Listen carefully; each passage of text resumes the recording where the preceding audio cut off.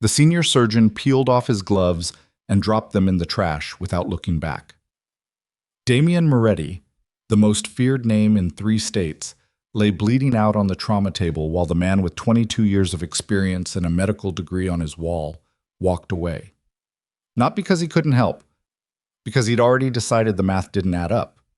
Too much blood, too little pulse, too much trouble that came attached to a name like Moretti. "Call it," the surgeon said, loud enough for the whole room to hear. A pronouncement, a verdict. 7:41. Elena Cross was 24 years old, 8 months out of nursing school, still wearing the kind of shoes that gave her blisters. She was not supposed to be the last person standing between this man and the dark. But she felt it. 2 fingers against the side of his neck, and she felt it, faint as a moth against glass. But there, a pulse, broken and ragged and refusing to quit. She looked at the door the surgeon had just walked through. Then she looked at her hands. If you're watching this right now, drop your city in the comments below. I want to see how far this story has traveled. And if you haven't subscribed yet, do it now. Because what happens next to Elena and Damian is the kind of story you do not want to walk into halfway through. Part 1. The night it started, Elena Cross had already been on shift for 11 hours. She wasn't supposed to be in Trauma Bay 3 at all. She'd been pulled in to cover for Marcus Webb, who'd gone home sick with something that looked less like illness and more like a woman he didn't want to explain. That happened. The ER at Carver Memorial ran on favors and exhaustion in roughly equal measure, and Elena had learned early that the nurses who said no didn't last long on the schedule. So she was there, tired, hungry, wearing compression socks her mother had sent in a care package 3 weeks ago because her mother still thought she was a student nurse and not an actual working one. Her hair was in a braid that had mostly come apart. She had a granola bar in her scrub pocket she hadn't had a chance to eat since her break at 4. She was charting a discharge when the radio crackled. GSW, multiple entry wounds, chest and abdomen. ETA 4 minutes. BP tanking. 4 minutes was nothing. 4 minutes was barely enough time to get the bay ready, let alone brace yourself for whatever came through that door. Elena was already moving before the charge nurse called her name, pulling the crash cart into position, rechecking the defibrillator charge. The way she'd been trained, the way her hands did it automatically now, even when her brain was somewhere else. The paramedics came through at a run. She had worked trauma long enough that she'd stopped being shocked by what people looked like when they arrived. You learned to see past it. You looked at the numbers, blood pressure, oxygen sat, heart rate, not the person. That was the only way to stay functional. But Damian Moretti made her look. It wasn't because she recognized him. She didn't, not then. She was 24 and hadn't grown up in Phoenix, and the name Moretti, while spoken in certain parts of the city with a particular hushed quality, wasn't part of her vocabulary. What made her look was simpler than that.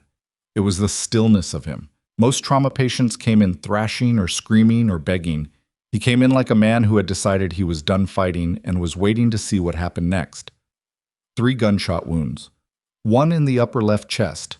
1 through the abdomen, right side.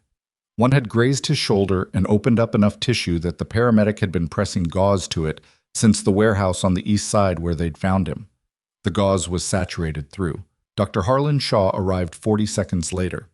Shaw was the attending on trauma tonight, a compact, weathered man in his mid-50s who had the particular manner of someone who had been very good at his job for a very long time and had grown impatient with everything that fell short of excellent. He did a rapid assessment. He barked orders. He was good. Elena had worked with him 6 times and watched him pull people back from places that seemed genuinely beyond reach. He worked on Damian Moretti for 26 minutes. She knew because she was watching the clock. One of the habits she'd picked up, that she didn't entirely understand but couldn't stop doing. Time mattered in trauma. Every minute was a fact. At minute 26, Shaw stepped back. Not to regroup, not to think. She could tell the difference. He stepped back the way a man steps away from something he's decided is finished. His pressure's gone, Shaw said. His voice was level, clinical. We're at 0 output. I'm calling it. 7:41, the resident echoed. The room shifted. That was the only way Elena could describe it. A kind of collective exhale, the tension releasing because the outcome had been declared. People started slowing down, pulling gloves, thinking about what came next. Elena did not slow down. She moved to the head of the table, not entirely sure why, and put 2 fingers against the left side of Damien Moretti's throat. The room was not quiet. Monitors were still sounding. Someone was talking near the door. A cartwheel squeaked against linoleum. But in the place where her fingertips pressed against his skin, she found it. Barely there. Uneven. A pulse like a transmission cutting in and out. "He has a pulse," she said. Nobody turned around. "He has a pulse," she said again, louder. Shaw looked at her from across the room. His expression was not unkind. It was the expression of someone who had lived through this particular moment before. The young nurse, the wishful thinking, the refusal to let go. He had respect for it, abstractly, but he had made his call. "Cross," he said, not unkindly. "His pressure has been flatlined for 3 minutes. I know what the monitor says." Her voice came out steadier than she expected. "I'm telling you what I can feel." A beat. Shaw looked at the monitor. Flatline. "That's artifact," he said. It was not artifact. She knew the difference between artifact and a genuine signal the way she'd learned to know the difference between a lot of things. Because she'd made herself learn it. Because in nursing school she had been average at the theoretical and exceptional at the physical, at the human part of it, the hands-on part. And her instructor had told her that was a gift she should not waste, and she had taken that seriously in a way she'd taken very little else in her life. She did not argue with Shaw again. She moved. Later, she would not be entirely able to reconstruct the sequence of what she did, because she did it the way she did everything in crisis. Not from thought, but from a kind of physical memory, the body moving ahead of the brain. She adjusted the leads. She rechecked the blood pressure cuff positioning, which had shifted. She called out to the respiratory tech still near the door to hold on a second. She reached for the epinephrine she had not yet drawn up because the protocol had moved past that point, and she drew it up anyway. "Cross." Shaw's voice had an edge now. "1 minute," she said. "Give me 1 minute." She did not look at him. She did not look at anyone. She focused on the man on the table, on the monitors, on the rhythm she could feel and couldn't quite prove. She had been wrong before. She knew that. She had been wrong about patients, had misjudged, had missed things. She was not infallible and had never pretended to be. But she was not wrong about this. She administered the epinephrine. The room went very still. For 4 seconds, nothing happened. Then the monitor, flatline, artifact, whatever Shaw had decided it was, spiked. Weak and erratic, nothing you'd call a real rhythm yet, but something. Movement. Electrical activity that hadn't been there. "Get me a cardiology consult," Shaw said, and his voice was different now. Now. He was back at the table. The room was moving again, faster than before. Elena stepped aside to let the team in and found herself with her back against the wall, her heart slamming in her chest in a way that the past 20 minutes hadn't managed to produce. Her hands were shaking slightly, which she noticed and filed away to deal with later. Damien Moretti's eyes opened. Not all the way. Not for long. Just a fractional thing, lids lifting, the eyes beneath dark and unfocused, a man surfacing through water and not yet sure which direction was up. But for one moment, his gaze found her face. She didn't know what he saw. She was standing against the wall with her half-undone braid and her granola bar scrub pocket and her compression socks. And she'd just yelled at an attending physician in a trauma bay, and she probably looked exactly like what she was. Someone in over her head, not entirely sure what she'd just done. His gaze was cold, even half-conscious. Assessing. The kind of look that came from a person who had spent a long time making rapid determinations about who in a room was a threat and who wasn't. Then his eyes closed again. The team closed around him. Shaw was calling out orders, moving fast now, the energy in the room recalibrated. Elena stayed against the wall for another moment, then straightened and went back to work. She didn't find out who he was until 2 hours later. She was at the nurse's station finishing her documentation. A task that under normal circumstances she found tedious, and under these circumstances felt surreal. When Priya Desai sat down next to her and said, very quietly, "Elena, did you know who that was?" Priya was her closest friend at Carver Memorial. They'd started within 3 weeks of each other, occupied the same position on the learning curve at roughly the same time. and had developed the kind of friendship that forms when two people are dropped into the same cold water and have to tread it together. GSW from the warehouse district, Elena said. Damian Moretti, Priya said. The name meant nothing to Elena. Priya looked at her for a moment. He runs organized crime for essentially the entire eastern half of this city, the Moretti Syndicate. You've really never heard of him? I'm from Ohio, Elena said. That's not an answer. I moved here 8 months ago. I've been mostly at work. Priya was quiet for a second. Then, Elena, there are already men in suits in the waiting room, not cops. Men in suits who are not cops. They've been there since he came in. Elena looked up from her screen for the first time. Down the corridor through the window of the waiting room, she could see 3 men. They were sitting too straight. Their suits were too good. They were looking at the door to the trauma bay with an attention that had nothing to do with waiting and everything to do with watching. He survived, Elena said. I know. He survived because I know what happened. Priya's voice was careful. Shaw knows. People are talking about what you did. I followed protocol. Priya looked at her. You administered epinephrine after the attending called it. His pulse was, I believe you. Priya touched her arm briefly. I'm just saying, be careful about how you talk about tonight, because there are layers to this situation that I don't think you're seeing yet. Elena looked back at the window. The men in suits hadn't moved. He's going to be okay, she said. He's in surgery. They think so. Maybe. Priya stood. Elena, go home when your shift ends. Don't volunteer for anything tonight. Elena nodded. She meant it when she nodded. She didn't go home. Her shift ended at 11. She told herself she would clock out and leave and not look back. She stood at the exit for 40 seconds, her bag over her shoulder, the cold outside pressing through the automatic doors every time they opened. She stood there and thought about Priya's face when she'd said, be careful. She thought about the way Damian Moretti's eyes had found her across the room. That flat, measuring look. The look of someone doing an accounting. She went back inside. She told herself she just wanted to check the chart. That was the thing nurses did. They followed up, they checked outcomes. It was professional interest, nothing more. She logged into the system and pulled up the updated status. Post-op. Critical, but stable. He'd been moved to the ICU on the 3rd floor. Not the regular ICU, which was on 4, but the satellite unit on 3 that was technically a step-down facility but had the isolation rooms, the ones with solid walls instead of curtains. She didn't go up there. She sat in the break room and drank bad coffee and looked at the table and thought about the moment her fingers had found that pulse, the way the room had already moved on, the way Shaw had called it with such certainty, not cruelty, just certainty, the certainty of long experience, the certainty of a man who had learned when to stop. She had almost let it stop her. That was the part she kept returning to, not what she'd done, but the second before it, the instant where she'd thought, maybe he's right, maybe I'm wrong, maybe I'm the one who doesn't understand what I'm seeing. There had been an entire half-second where she'd nearly put her hands in her pockets and stepped away from the table. She hadn't. She was still trying to figure out why.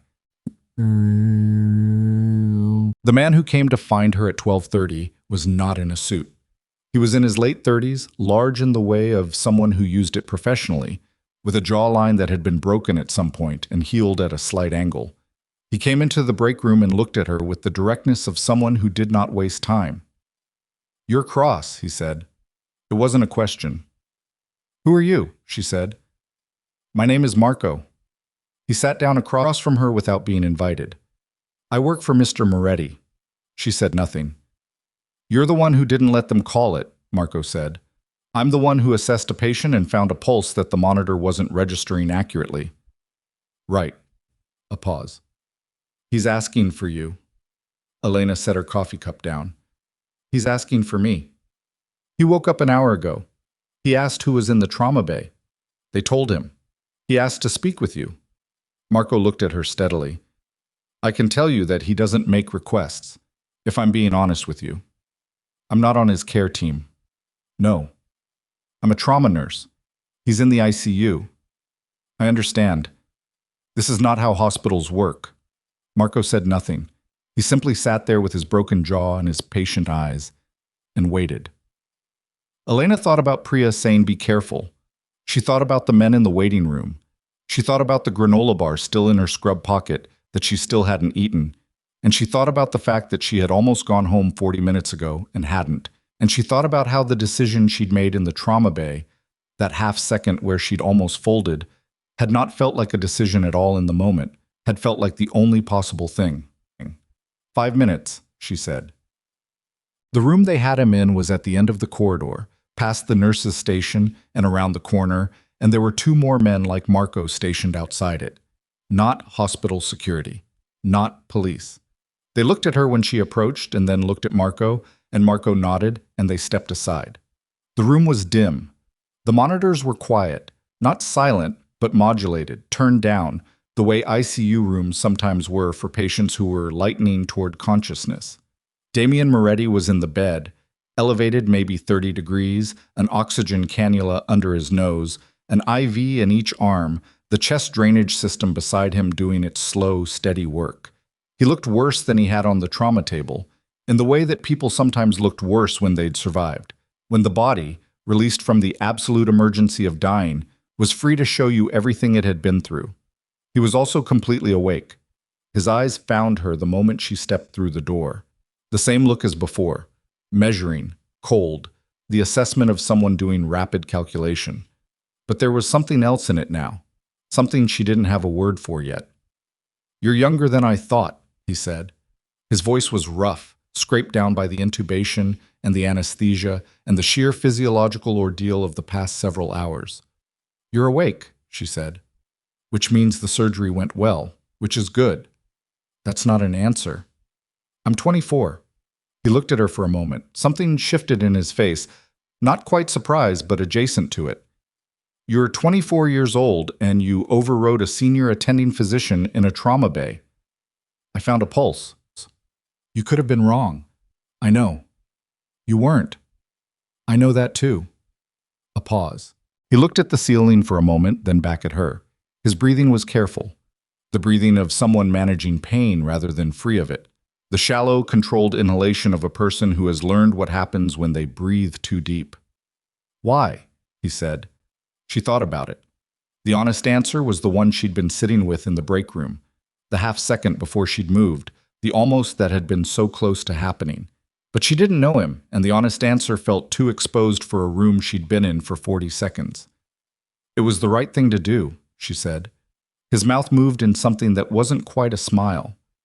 "That's a very simple answer. It was a very simple situation. You had a pulse. The room didn't know it. Someone had to say so." "People don't generally do the right thing when it costs them something," he said. "It didn't cost me anything." "Not yet," he said. The two words landed differently than she expected. Not a threat, or not exactly. More like a statement of fact from someone who understood the arithmetic of consequences better than she did. "I need to get back," she said. "Cross." He said her name the way he'd said everything, like a decision. "My organization controls the medical resources in this wing. You'll be assigned to my care as of tomorrow morning." "That's not—" "I know how hospitals work," he said. "I also know how other things work. The two are not unrelated in this case." He held her gaze. "You'll be safe. I don't hurt people who help me." "That's a very specific promise." "I keep specific promises," he said. "It's the general ones I can't make." Elena looked at him. The monitors, the drainage system, the careful way he was managing every breath. This man who had been dead 45 minutes ago, by official record, by the word of a senior physician, by every reasonable interpretation of the data, and who was now making administrative arrangements from a hospital bed with chest tubes in. She should have said no. She knew that. She would think about it later and know it more clearly still. "I'll come back in the morning," she said, "to check your drainage output and your chest sounds. That's within my scope." "I know what your scope is," he said. "Then we understand each other." "We're starting to," he said. She left. She walked down the corridor past the two men posted outside and back toward the elevator, and she did not turn around. Behind her, she heard nothing. No movement, no voice. Just the soft sound of monitors doing their work. She stood in the elevator on the way down and looked at her hands. Steady now. The shaking had passed. In her pocket, the granola bar was still there, and she took it out and unwrapped it, and ate it on the way to the ground floor, because she was 24 years old and she hadn't eaten in 6 hours, and some things were still simple. Some things were still just what they were. In the room she'd left behind, Damien Moretti looked at the ceiling and breathed with the careful precision of a man who had been given a second chance and was already thinking about what to do with it. And in the waiting room on the ground floor, 3 men in suits watched the elevator doors. Elena Cross did not sleep that night. She went home at 1 in the morning and lay on top of her covers in her scrubs and stared at the water stain on her ceiling that she'd been meaning to report to her landlord for 3 months.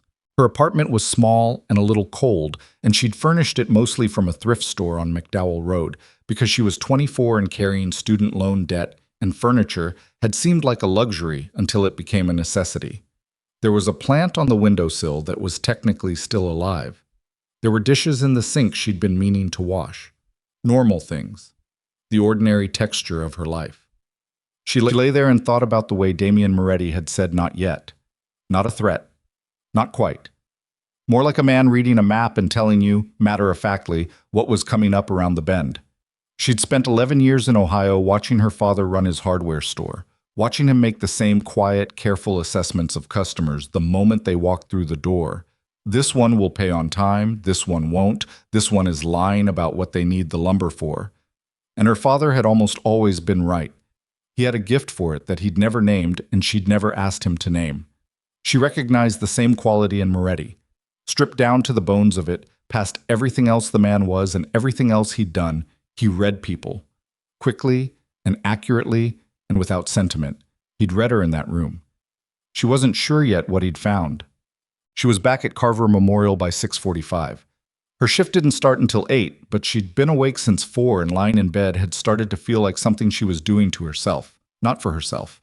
She changed into fresh scrubs in the locker room, drank coffee from the machine on the second floor that was marginally better than the one in the break room, and was at the nurse's station on 3 when the day charge nurse, a broad-shouldered woman named Claudette, came in and stopped when she saw her. "You're early," Claudette said. "I'm always early." "You're not on my roster for this floor." "I know." Elena wrapped both hands around her coffee cup. "I was asked to follow up on the patient in isolation room 8. Claudette looked at her for a long moment. She had been at Carver Memorial for 19 years, and she had the particular stillness of someone who had seen most things and had opinions about all of them. "Asked by who?" she said. "Dr. Shaw approved the consult last night." That was a slight bend in the truth. Shaw had said nothing explicit, but he also had not, in the chaos of the transfer paperwork and the post-op documentation, said that Elena was to stay away. She was counting on institutional ambiguity. She was also counting on the fact that whatever was happening with Damien Moretti in room 8, the men in suits had already made certain accommodations with Carver Memorial's administration, and those accommodations had a way of smoothing over questions like the one Claudette was currently asking. Claudette looked at her for another 3 seconds. Then she turned and went to her station. "Drainage output's been charted since 4 a.m. I'll pull his overnight vitals." "Thank you," Elena said. She took her coffee and walked down the corridor. Marco was outside the room again. Different position. He'd been standing when she'd left last night, and now he was in a chair, but the chair was angled so he could see both the room door and the corridor entrance, and he stood up when she appeared. "He's been awake since 5, Marco said. "Is he eating?" "No." "Did someone offer him food?" Marco looked at her. The question seemed to require translation. "He doesn't eat in the morning," he said finally. "He has significant tissue trauma, and he just came out of a 3-hour surgery. He needs protein and calories regardless of his preferences." She kept her voice neutral, clinical. "I'll have the floor send something up. He doesn't have to finish it." Marco said nothing. He moved aside. She pushed open the door.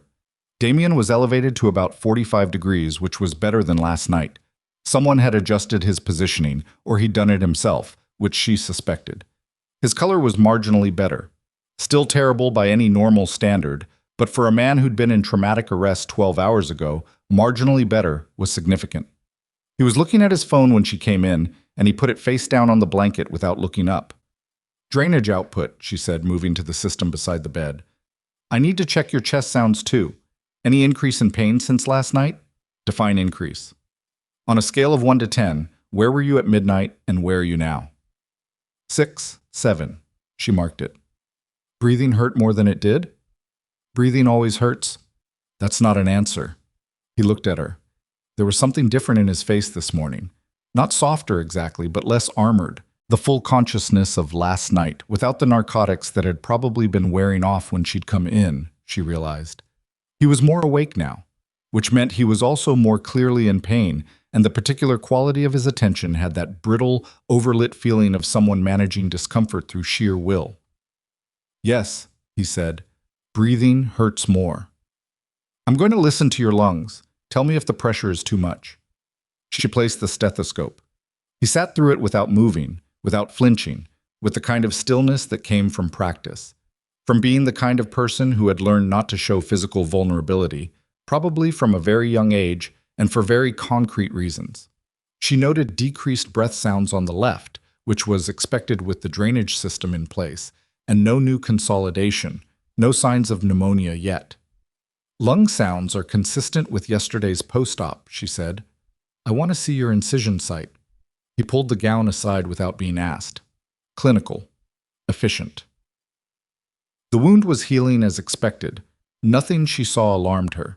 She was checking the tape at the edges when he said, My cousin is going to make a statement today. She stilled. Excuse me? To the press, to our people. He's going to announce that I died last night. She looked up at him. You're asking me not to contradict that. I'm telling you what's going to happen so you're not caught off guard when it does. She straightened, pulled the gown back into position. Your cousin is Lucian Moretti. You've done your homework. Priya did my homework. She texted me at 2 a.m. Elena crossed her arms. He's second in command. How was? Damien's voice was flat. He arranged what happened to me last night. She held very still. The 3 men who shot me were on my payroll, he said. They were given the order by someone I trusted more than almost anyone. That someone was Lucian. He said it the way he said everything, without inflection, without drama. Like a man reciting a fact he'd had hours to process and had processed completely. He wanted me dead and the organization under his control. He almost got what he wanted. Why are you telling me this? Because you're the only medical professional in this building I'm certain hasn't been reached. The sentence took a moment to arrive. When it did, it arrived all at once. You think someone on the staff. I think Lucian has resources, and I think he used the time between the shooting and my arrival here to make arrangements. I don't know who. I know it's possible. He looked at her steadily. I trust the people who work for me in this building. I don't trust everyone in this building. That's not the same thing. No, he said. It's not. Elena uncrossed her arms and sat down in the chair beside the bed, which was not something she typically did. Nurses stood. Sitting felt like staying, but her legs had gone slightly strange and she needed a moment to think. What do you want from me? She said. I want you to check everything that goes into my body before it goes in, he said. Food, medication, IV fluids, everything. I'm a trauma nurse, not a pharmacist. You're the person in this building who saved my life once already. That's a better credential, right now, than any pharmacy license. She looked at him. He was watching her with that flat measuring quality, but there was something underneath it now. Something that wasn't quite asking but was adjacent to it. Something that recognized it was asking. You're terrified, she said. The word landed badly. She could see it. The slight tension around his mouth. The almost imperceptible shift in his posture. Don't, he said. I'm not trying to diminish you. I'm trying to understand what I'm actually looking at. She leaned forward slightly. You're in a position that you can't control from a hospital bed, and someone who knows how you operate is making moves while you're immobile, and you can't trust the people who would normally manage this for you because you don't know yet which of them knew and which of them didn't. That's terrifying. That's a completely reasonable thing to be. He was quiet for a long moment. I'm not accustomed to people naming things like that, he said. I know. It's not a comfortable experience. That's kind of the point. Something moved across his face. Not quite amusement, something more complicated than that. He looked at the window, at the gray morning light coming through the blinds, and when he looked back at her, his expression had changed very slightly into something she couldn't categorize. Check the IV lines first, he said. Bag 4 was hung at 5 a.m. I don't know who hung it. She stood up and went to the IV pole. The bag had been tampered with. She almost missed it. Almost. The seal looked intact at first. Whoever had done it had been careful, had used a needle fine enough that the puncture site in the port was barely visible. But she held it up to the window light and tilted it, and saw the slight clouding in the fluid, the faint disruption in what should have been completely clear saline. Her hands went cold. She disconnected the line from his arm with hands that she ordered to be steady, and they obeyed her, barely. "Don't touch this," she said. She set the bag on the table. "And don't let anyone else touch it." Damien was watching her face. "What did you find?" "I don't know yet. I need to get this to the lab." "Elena." It was the first time he'd used her first name. It stopped her on the way to the door. "What did you find?" he said again. His voice was very even, the evenness of someone holding something down. She turned. "The bag has been compromised. The fluid is clouded. Someone introduced something into your IV line." The room was completely quiet for 3 seconds. "Who hung the bag?" he said. "I don't know. I'll find out. Marco will find out faster. Marco can't run a lab analysis." "No." He reached for his phone and she watched him make himself not wince as the movement pulled at his chest. "But he can find the person who did it in about 20 minutes, which is faster than your lab." "Damien." She said his name the way he'd said hers, a stop, a marker. He looked up. "Whatever Marco does with that information, I need you to understand that I cannot be part of whatever he does with it. I can tell you what I find. I cannot be part of the rest of it." He held her gaze. "I understand that. I need you to mean it." "I mean everything I say," he said. "I told you that last night." She believed him. She was not sure if believing him was wisdom or something else entirely. She took the bag and walked out. The lab tech on the morning shift was a young man named Derek, who owed Elena a favor from 4 months ago when she'd covered a medication error in his documentation that would have cost him significantly more than embarrassment. She put the bag in front of him and told him she needed a content analysis, and she needed it in under an hour, and she needed it to not appear in any system log under the patient's room number. Derek looked at the bag, looked at her. "Elena." "An hour," she said. He took the bag. She went back upstairs and stood outside the room and thought about what she was doing. The list was getting longer, and it was not a comfortable list. She had overridden an attending's call in the trauma bay.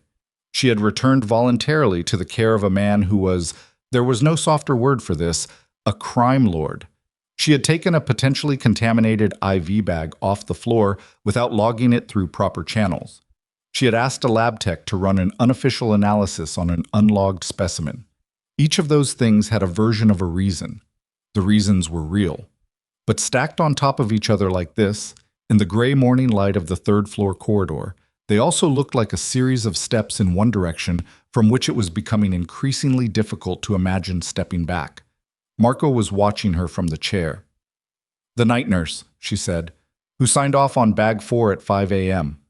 Marco pulled out his phone without expression, made a call, said 3 words she couldn't quite hear, listened, put the phone away. "Carla Mendez," he said. "Night float. She's been on this floor for 2 weeks. How long has she worked at Carver Memorial?" "She doesn't," Marco said. "According to what I can find in the next 30 seconds, Carla Mendez has worked at 3 different hospitals in the past 18 months, and her license was flagged for a documentation irregularity in Tucson 14 months ago." Elena stared at him. "She's not a real threat on her own," Marco said. His voice was professional, unremarkable. "She's a delivery system. Whoever placed her here knew we'd be coming to Carver Memorial. They knew before the shooting. They planned it before the shooting." Marco looked at her steadily. "This was not improvised. Mr. Moretti was brought here specifically because the trauma center on this side of town is Carver. They chose the location. They had a person in place." Elena thought about the 3 men in the waiting room when she'd come back downstairs after leaving Damien's room for the first time. They'd been there since he arrived. They'd known before anyone that he was coming here. And if the men who shot him had also known, "Where is Carla Mendez now?" she said. "She clocked out at 6:15, Marco said. "She's not in the building." Elena closed her eyes for 1 second, opened them. "He needs a new IV line. Everything needs to be replaced. Tubing, ports, all of it. And no one hangs anything in that room that doesn't go through me first." "Agreed," Marco said. "I'm serious. No one. Not your people either. Marco looked at her for a moment, a long evaluating moment. Then he nodded once. Understood.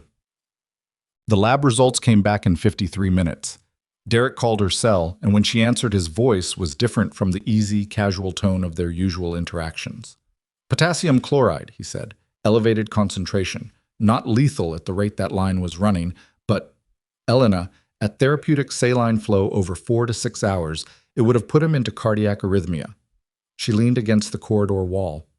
It's designed to look like a complication, Derek said. Post-surgical cardiac event. Not unusual in a patient with that level of chest trauma. Nobody questions it. Okay, she said. Elena, I need to know. You don't, she said. You ran an informal analysis on an unlabeled specimen. You have no further information. That's what happened. A pause. Okay, he said quietly. Okay. She hung up and stood in the corridor for a moment. The floor around her was ordinary. Nurses doing morning rounds, a cart going past, a call light going on down the hall. Ordinary hospital morning. Behind the door of room 8, a man who had been officially dead for 7:41 the previous evening was lying in a bed with a new IV line and 2 armed men she wasn't supposed to know about positioned inside the room because Marco had made adjustments while she was downstairs. She pushed open the door. Damien looked at her face and he didn't ask. Potassium chloride, she said. Slow drip cardiac event. Designed to look like a post-surgical complication. He was quiet for a moment. Lucien is thorough. Yes. He always was. There was something in his voice when he said it. Not grief exactly, but the proximity of it. The voice of a man touching the edge of something he was not ready to fully look at. We grew up in the same house. His father and my father were... He stopped. It doesn't matter. It matters to you, she said. Lots of things matter to me, he said. That doesn't mean I have the luxury of them mattering right now. She sat down in the chair again. This time she didn't think about it. He's going to try again, she said. Yes. This room isn't safe. No room in this building is entirely safe, but this one is safer than most right now because you're in it, and I trust you and my men trust me. He looked at her steadily. You're the variable Lucien didn't account for. Me. He planned for the hospital. He planned for the staff. He planned for the post-surgical window. His eyes didn't move from hers. He didn't plan for the 24-year-old nurse from Ohio who would override the attending physician at 7:41 and find a pulse nobody else was looking for anymore. Elena said nothing for a moment. Outside in the corridor, someone's pager went off. A muffled announcement came over the PA. What happens when you're strong enough to leave, she said. My organization stabilizes. The people who were loyal to my father and stayed loyal to me. There are enough of them. Lucien's support is wide, but it's not deep. Most of them followed him because they believed I was dead. When they find out I'm not, when do you tell them? When I can stand up without my chest threatening to come apart, he said. The bluntness of it was almost surprising. Not self-pity, just fact, delivered without decoration. Not yet. Soon. You need at least 5 days before you should be ambulatory. I'll give you 3. That's not how healing works. That's how this works, he said. Not harsh, not dismissive. Just the calm statement of a man who is dealing with 2 completely different sets of physics simultaneously and navigating between them as best he could. She stood. Checked the new IV line, checked his drainage output again. Volume was appropriate, color was appropriate, no signs of fresh bleeding. She was almost at the door when he said, Why did you come back last night? She turned. Your shift ended. You were going to leave. He was watching her with that steady, calculating attention. I could tell when Marco brought you up. Something had happened between the exit and the elevator. You'd changed your mind about something. What was it? She thought about the 40 seconds at the automatic doors, the cold coming through every time someone walked out, the granola bar. I don't know, she said. It was the most honest answer she had. He held her gaze for a moment. I think you do, he said. I think you just don't want to say it yet. She left without answering. What? Priya found her at the nurse's station at 10:15. Priya had the look of someone who had been waiting for the right moment and had decided the right moment was now regardless of whether it actually was. She sat down next to Elena and opened a patient chart on the screen and spoke without looking at her. Lucien Moretti made a statement at 9 a.m., Priya said. His cousin died of complications from the injuries sustained in an attack last night. He's expressing grief. He's calling for unity. A beat. It's all over the news. I know, Elena said. Elena, Priya's voice dropped. I saw you go into room 8 this morning. I saw you come out with that IV bag. I didn't say anything because… She stopped. I'm saying something now. What is happening? Elena looked at the screen in front of her. His IV line was compromised. I caught it. The silence beside her was complete. Compromised how? Priya said. Potassium chloride. Slow drip. Elena. Someone on last night's float shift. She's gone. Priya turned in her chair and looked at her directly. Priya was 26, the daughter of 2 physicians, steady and precise in the way that came from growing up in a household where precision was the ambient temperature. She was the most reliable person Elena had met since moving to Phoenix, and right now her face held something that Elena rarely saw in it. Fear. You need to go to administration, Priya said. Right now. Today. This is beyond what… If I go to administration, I have to explain the IV bag and how I came to test it unofficially, and then the lab tech who helped me gets flagged, and then the entire situation becomes a documented record that anyone with access can pull. And if you don't go to administration, then the only people who know he's alive are the people already in that room, which is also the only thing currently keeping him alive. Priya stared at her. Listen to yourself. I know.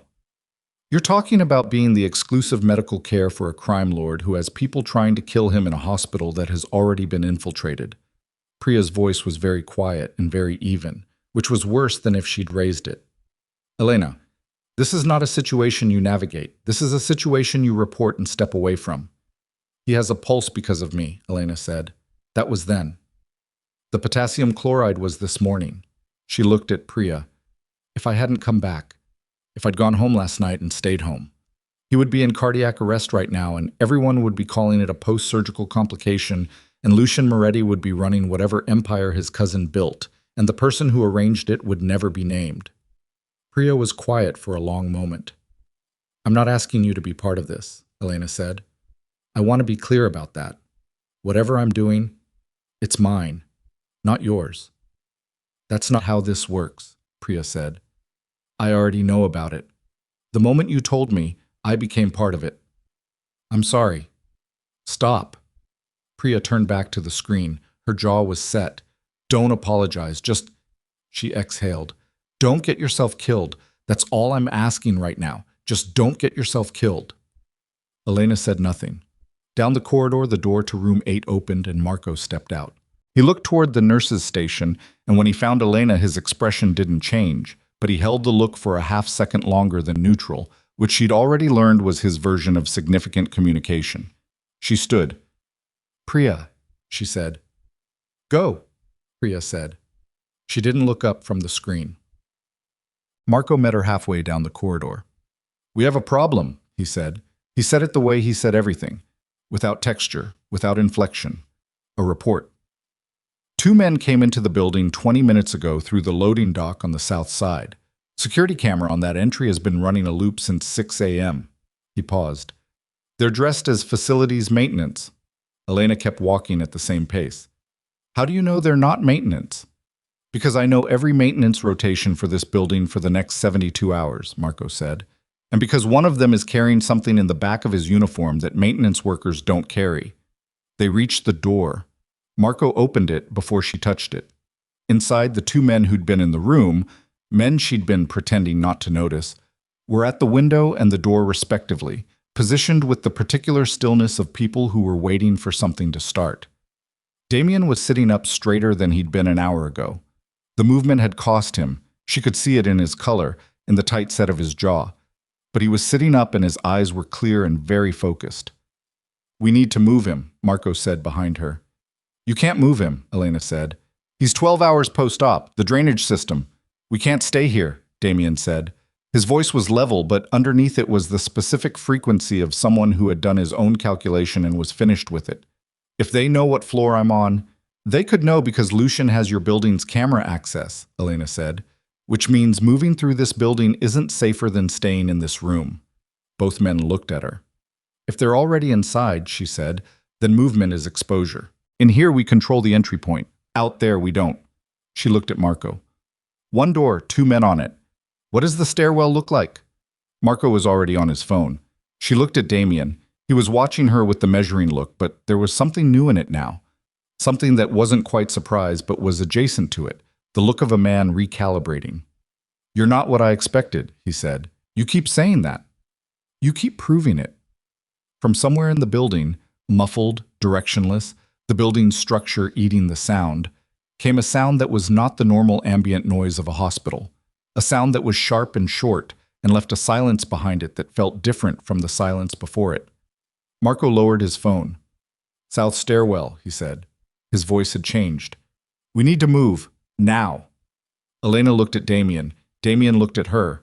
The drainage system, the IV lines, the chest wounds that were 12 hours old, and the ribs beneath them that had been cracked open and wired back together. She made her decision in the time it takes to breathe in. I need 30 seconds, she said, and she was already moving toward the supply cabinet before anyone could tell her whether she had them or not. The 30 seconds Elena asked for became 22. She had the drainage system converted to a portable configuration in the time it took Marco to move the chair from the door and position himself in the corridor outside. She'd done the procedure once in a simulation during her clinical rotation and once in an actual patient transfer in her 3rd month at Carver Memorial, and both times she'd had a full team and a transport gurney and a physician supervising. She had none of those things now. What she had was a supply cabinet, muscle memory, and the specific kind of focus that arrived when there was an alternative to focus. She clamped the chest tube at the drainage entry point, connected the extension tubing she'd pulled from the cabinet, sealed it, and secured the collection unit to Damien's gown with medical tape that was not designed for this purpose and would hold for approximately as long as it needed to. This is going to pull, she said. I know. If you feel any sudden pressure in your chest, I'll tell you. His voice was flat and controlled. He was already pushing himself toward the edge of the bed, and the way he moved, the economy of it, every motion calibrated to cause the minimum necessary damage, told her he had experience with moving through pain, more experience than she wanted to think about. She got his arm across her shoulder before he asked. There's a service corridor, Marco said from the doorway. He was looking at his phone. West side of the floor, connects to the maintenance elevator. It doesn't go to the loading dock. Where does it go? Elena said. Sub-basement. There's a tunnel to the parking structure. Is it on the camera loop? Marco looked at her. A fractional pause. Probably yes. Then they know about it. Elena, if they got into the camera system, they mapped the building. They know every exit. She was thinking while she talked, pulling it apart, the way she pulled apart a clinical problem, not by instinct alone, but by logic, by elimination. The safest path is the one that looks wrong, the one they'd discount. Name one, Marco said. 4th floor ICU. It's the main unit.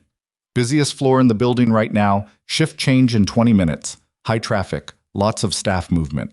They're not going to take a shot in the middle of a crowd of nurses and physicians during a morning handoff. Damien was standing now, fully upright, his weight distributed with careful deliberateness. His face was a controlled blank. She could see the cost of it in the tendons of his jaw. Can he walk that far? Marco said, looking at her, not Damien. Ask me, Damien said. His voice had an edge now. Marco looked at him. Yes, Damien said. Let's go. Oh, the corridor was empty when they moved into it. 2 of Marco's men went first, then Elena and Damien, then the 3rd man behind. Damien walked with his hand against the wall, not gripping it, just maintaining contact, using it for orientation the way a person uses a railing in the dark. She stayed at his left side where she could feel the tension in his body through the arm she had partially supported, could monitor the rhythm of his breathing without looking directly at him. They reached the elevator. The 4th floor was exactly what she'd predicted. Controlled chaos, the particular organized turbulence of a shift change in a large ICU. The outgoing night nurses were at the station doing their handoffs. The incoming day nurses were pulling charts. Physicians were making morning rounds. And nobody looked up when the small group moved through the corridor toward the family consultation room at the east end of the unit. Nobody looked up because there was always a small group moving through a hospital corridor and none of the visual cues, The nurse beside the patient, the cautious pace, the IV line, read as wrong. The consultation room had a window to the exterior and a second door to an adjacent charting alcove. Marco checked both, gave a signal she was learning to read. "How long do we need?" Marco said. "Until transport is secure," Damien said. "The vehicle on the east side of the structure is clean. I confirmed it 40 minutes ago. Then we need however long it takes to get there safely. 10 minutes, maybe 15. Damien nodded. He was sitting now, in the chair by the window, and Elena crouched beside him to check the drainage connection. Still sealed, still functioning. His breath was more effortful than it had been. Not critical, but she marked it. "Pain level," she said quietly. "Present," he said. "That's not a number." "8," he said, just as quietly. She pressed 2 fingers to his wrist. Pulse elevated, which was expected. Nothing that alarmed her acutely, but everything she'd have him lying down for if they were anywhere else. Her phone buzzed. She pulled it out. "Priya." The text was 3 words. "Get out now." She stood up. "Something's wrong." Marco was already at the door. Her phone buzzed again. "Priya," a second text. 1 word this time. "Shaw." Dr. Harlan Shaw came around the corner of the 4th floor ICU at a pace that was not running, but was everything adjacent to it. And he came alone, which was the first wrong thing. And he was looking at his phone, which was the second wrong thing. And when he looked up and saw Elena through the consultation room window, his face did something she had never seen it do in 6 shared trauma shifts. It went guilty. She was through the door before Marco could stop her. "Dr. Shaw." He stopped, looked at her, looked past her at the room, at Marco, at the man in the chair, at what he was seeing. "Elena." His voice was off, not the clipped authority of the trauma bay, something muddier. "You called someone," she said. It wasn't a question because his face had already answered it. "I had to report." "Who did you call?" "Administration." "I called administration, Elena, because what you did last night was outside protocol, and I needed to—" "Who else?" Silence. The particular silence of a man deciding how much of the truth to give. "Shaw."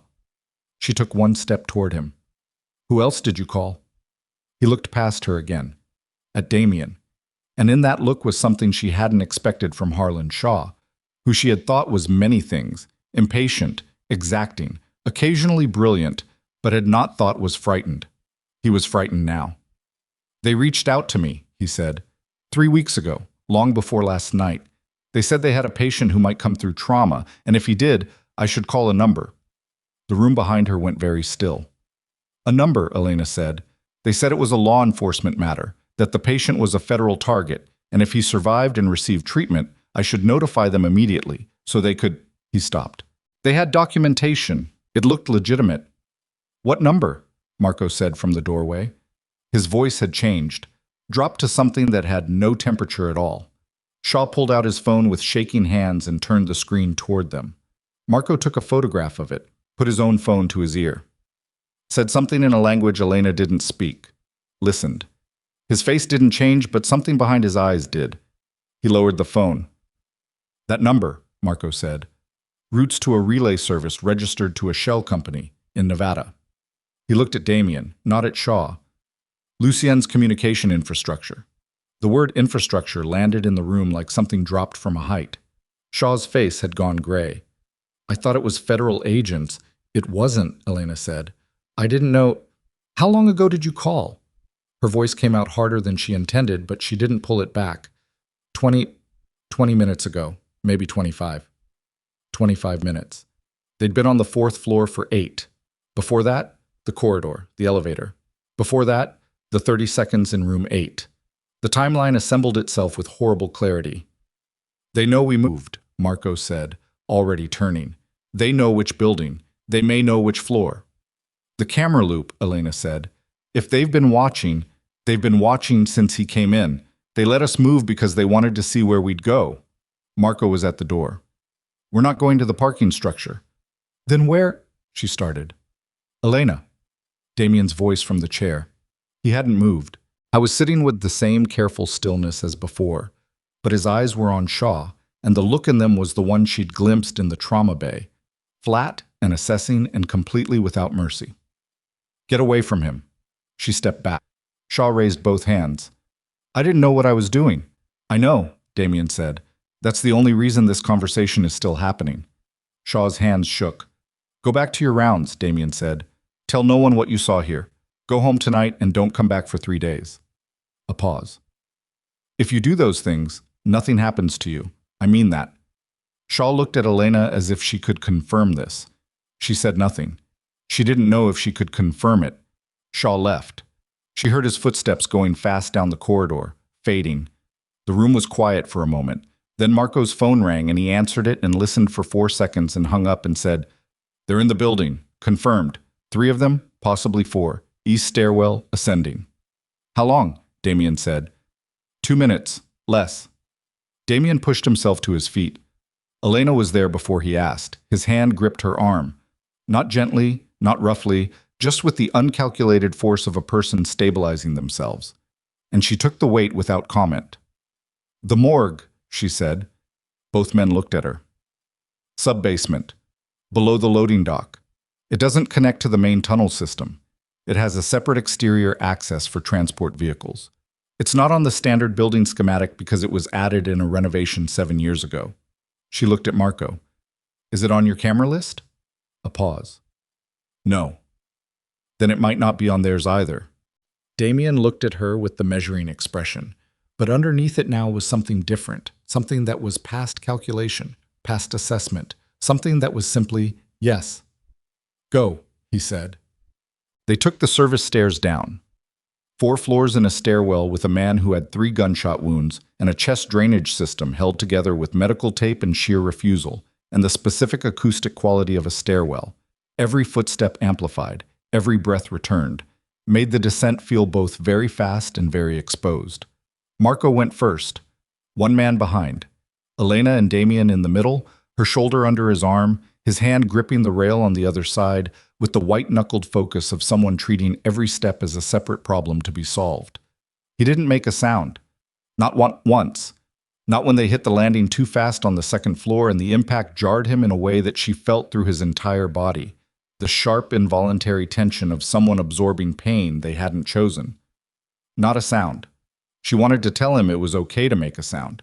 She didn't say it. Sub-basement. The door at the bottom opened into a corridor that was a different temperature than the rest of the building.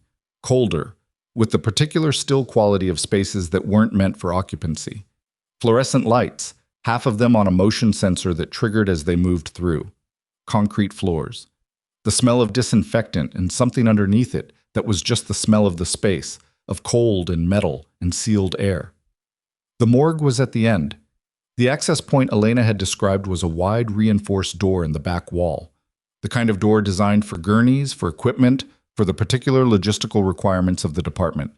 It was alarmed. She knew the alarm code because 3 months ago, a pathology tech named Gunther had propped it open during a cigarette break and then locked himself out, and she'd come down with the code from the charge nurse's binder, and he'd been so grateful he'd told her the code himself, told her to use it anytime, which was the kind of offer made in gratitude that no one ever expected to be taken up. She typed it in.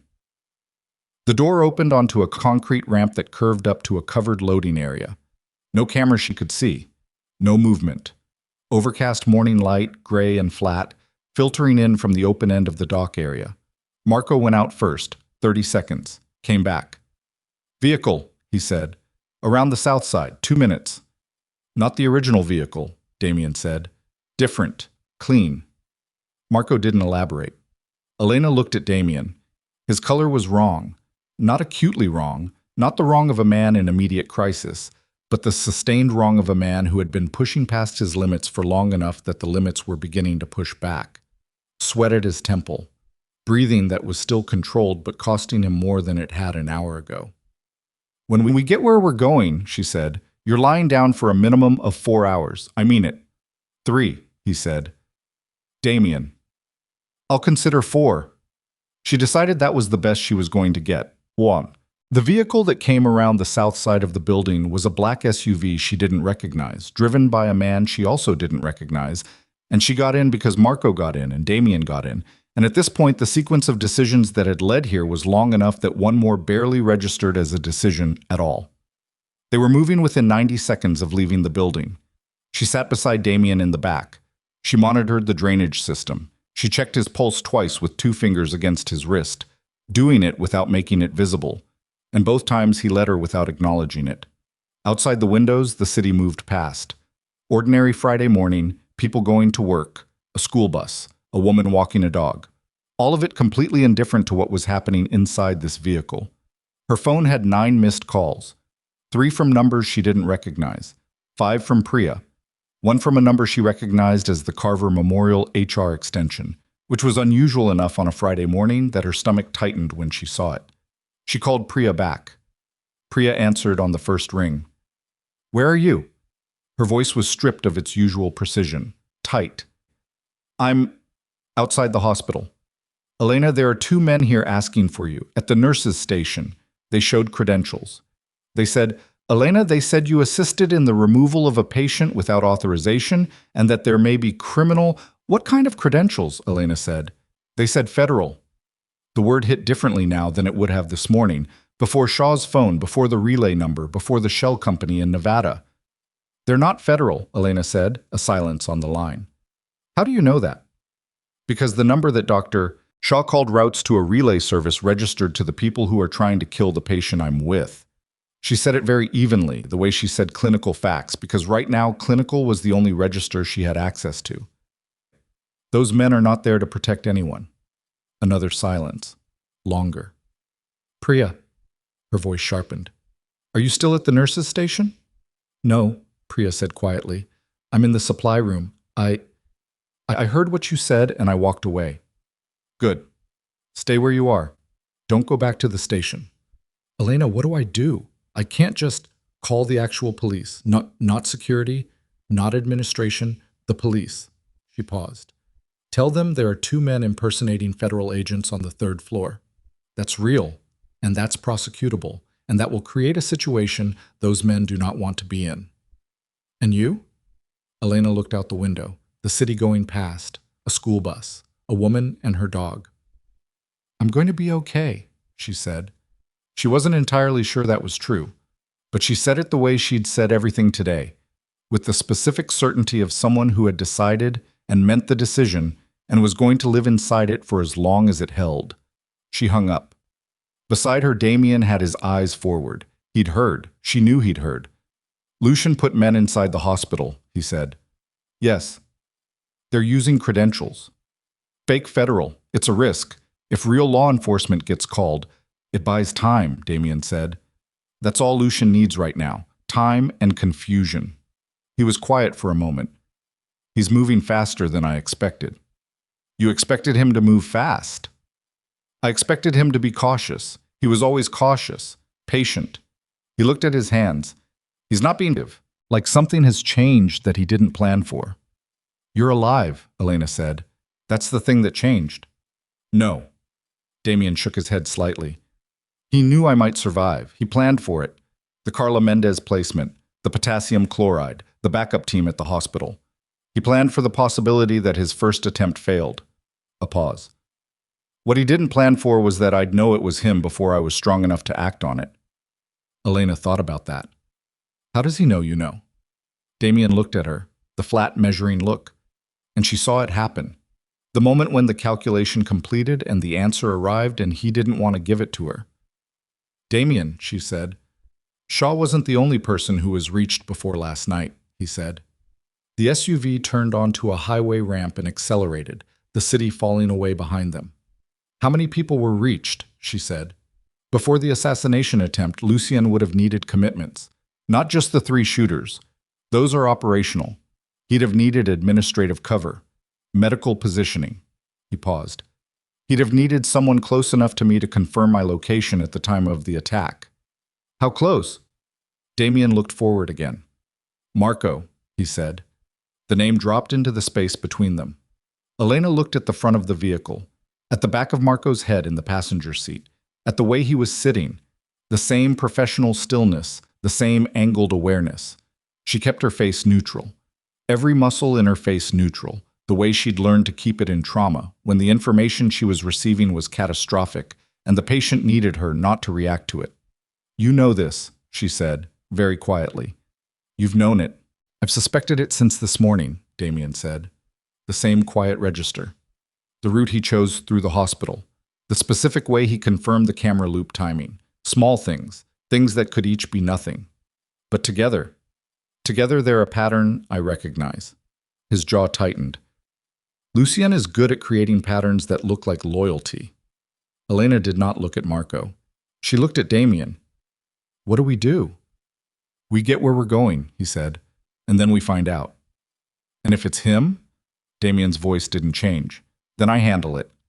She didn't ask what that meant. She understood what it meant. She also understood that she was in a moving vehicle with the man who might have betrayed the person beside her to an assassination, and that she had no way to exit the vehicle, and that the only leverage she had was the fact that Damien was alive. And the only reason Damien was alive was her, and she did not know if that leverage was worth anything to Marco, or if Marco was already on a phone to Lucien Moretti right now. She looked at her hands in her lap. Still. She made them still. Beside her, Damien reached out and put his hand over hers. Not gently, not romantically. The way you grip something when you need it to stay where it is. She didn't pull away. The vehicle stopped in the driveway of a property she didn't recognize, large, set back from the road, the kind of house that had been built to be invisible from the street. The driver cut the engine. Marco got out. She felt Damien's grip tighten fractionally on her hand, then release. They got out. Marco was already at the front door. He held it open. Professional. Correct. Nothing she could point to. Inside, the house was unfurnished except for what was necessary. Chairs, a table, medical equipment she recognized with the specific recognition of someone who knows what a portable surgical setup looks like when it's been assembled by someone who knows what they're doing. Not hospital grade, but serious. "I had this prepared before last night," Damien said, watching her assess it. "Contingency." "Who knows this location?" she said. "Marco. 2 others." She looked at Marco. He was standing at the window, scanning the exterior. His phone was in his hand. "Marco," Damien said. Marco turned. "Put the phone on the table," Damien said. A pause. The specific quality of a pause from someone deciding what to do with the next second. Then Marco set the phone on the table. "Who have you called in the last 2 hours?" Damien said. "I made 4 calls, all to my team." "Name them." Marco named them. 3 of the names Elena had heard. 1 she hadn't. "Reza," Damien said. "Reza has been with Lucien's household for 3 years." Marco's face didn't change, but something in his body did. The infinitesimal shift of a person whose story has just been interrupted. "I called Reza to confirm the south vehicle," Marco said. "That's all."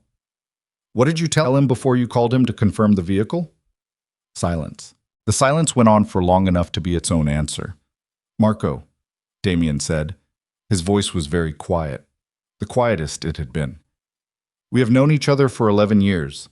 Marco looked at him, and what was in his face was not the blankness Elena had catalogued all morning. It was something raw and terrible and ashamed, the face of a man who has been carrying a thing so long that being caught with it is almost a relief. "He has my daughter," Marco said. "Lucien. He has had her for 6 weeks. His voice was steady, but underneath it was a father's voice, cracked through with 6 weeks of held terror. "He said if I told you, if I warned you, he would—" He stopped. Damien was still. The stillness of someone whose entire understanding of the last 12 hours is reorganizing. "He used you," Damien said. Not a question. "He knew I was the only person you'd trust in that building. He knew you'd move where I told you to move." Marco's throat worked. "I kept you alive. I want you to know that. Every choice I made today. I kept you alive because I was trying to find a way to—" "Where is she?" Damien said. "I don't know. He changes the location. He sends me confirmation every 12 hours that she's alive, through Reza, and that's all I—" Marco's voice finally broke on the last word. He reassembled it. "She's 8 years old." The room was very quiet. Elena did not move. She was standing at the edge of the room with her hand near the drainage system she was still monitoring, and she was watching two men she did not fully know navigate the kind of moment that didn't have a protocol, didn't have a procedure, didn't have a version of the right answer that left everyone intact. "Sit down," Damien said to Marco. Marco sat. He sat like a man who has been holding himself upright for 6 weeks and has finally been given permission to stop. "I'm going to get her back," Damien said. "That's not a promise I'm making to make you feel better. It's information." Marco looked at him. "But right now," Damien said, "I need to know everything you told him. Everything, starting from 6 weeks ago." He sat down across from Marco, and Elena saw the cost of it in the way he settled into the chair. Carefully, with the deliberate management of a man whose body was protesting every hour of this day. "And I need to know the location Riza confirmed for the vehicle pickup," Marco told him. She listened. She stood at the edge of the room and monitored the drainage system and listened to a man unburden himself of 6 weeks of impossible choices, and she thought about the way Damien had put his hand over hers in the vehicle. Not gently, not romantically, the way you grip something when you need it to stay.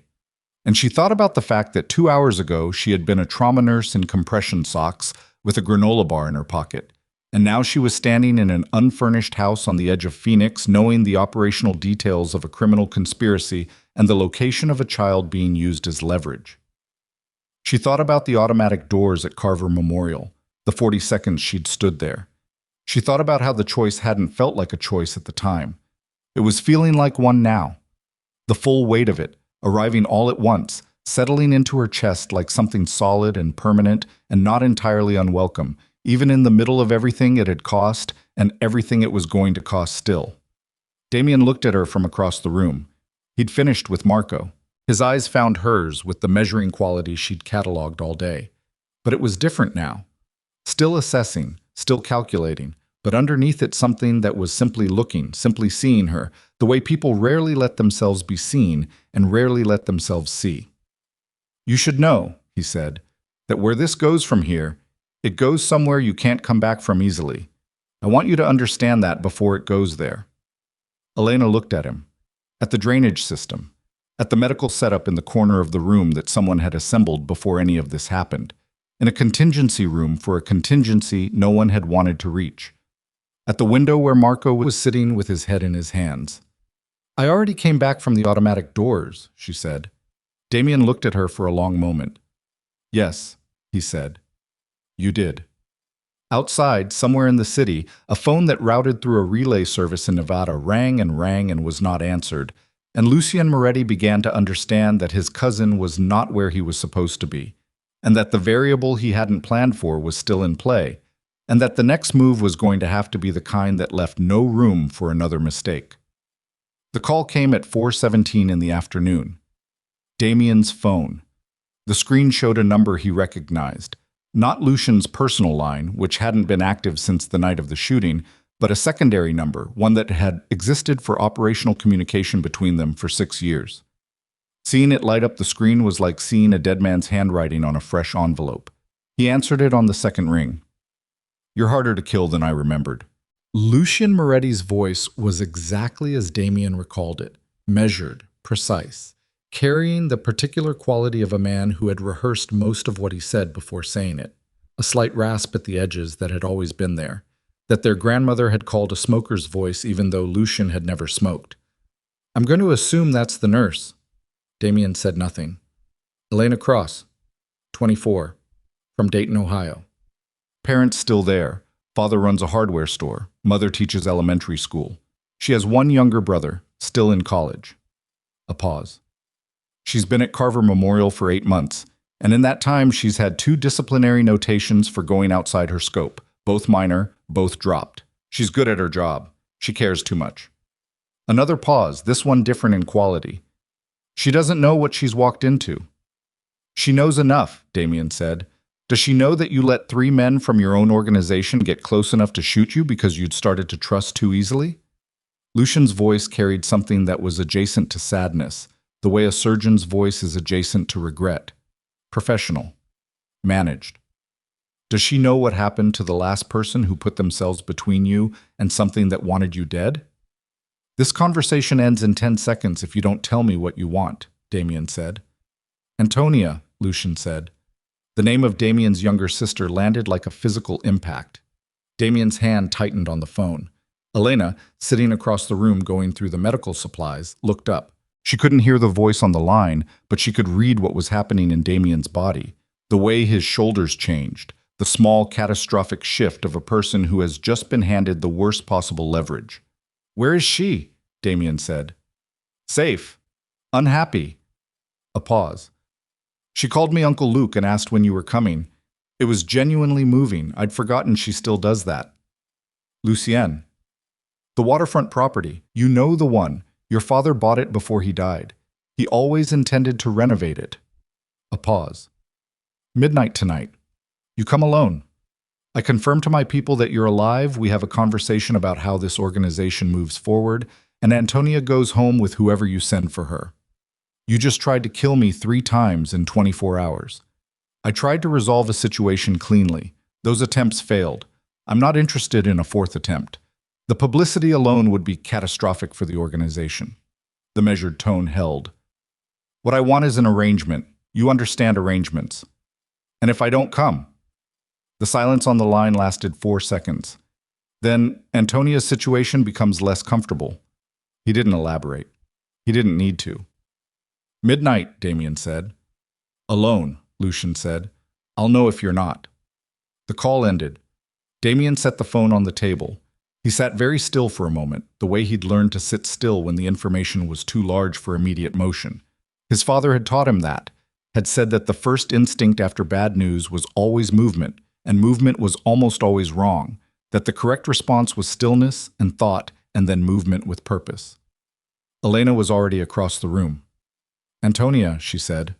Not a question, she'd caught the name. "My sister, she's 22.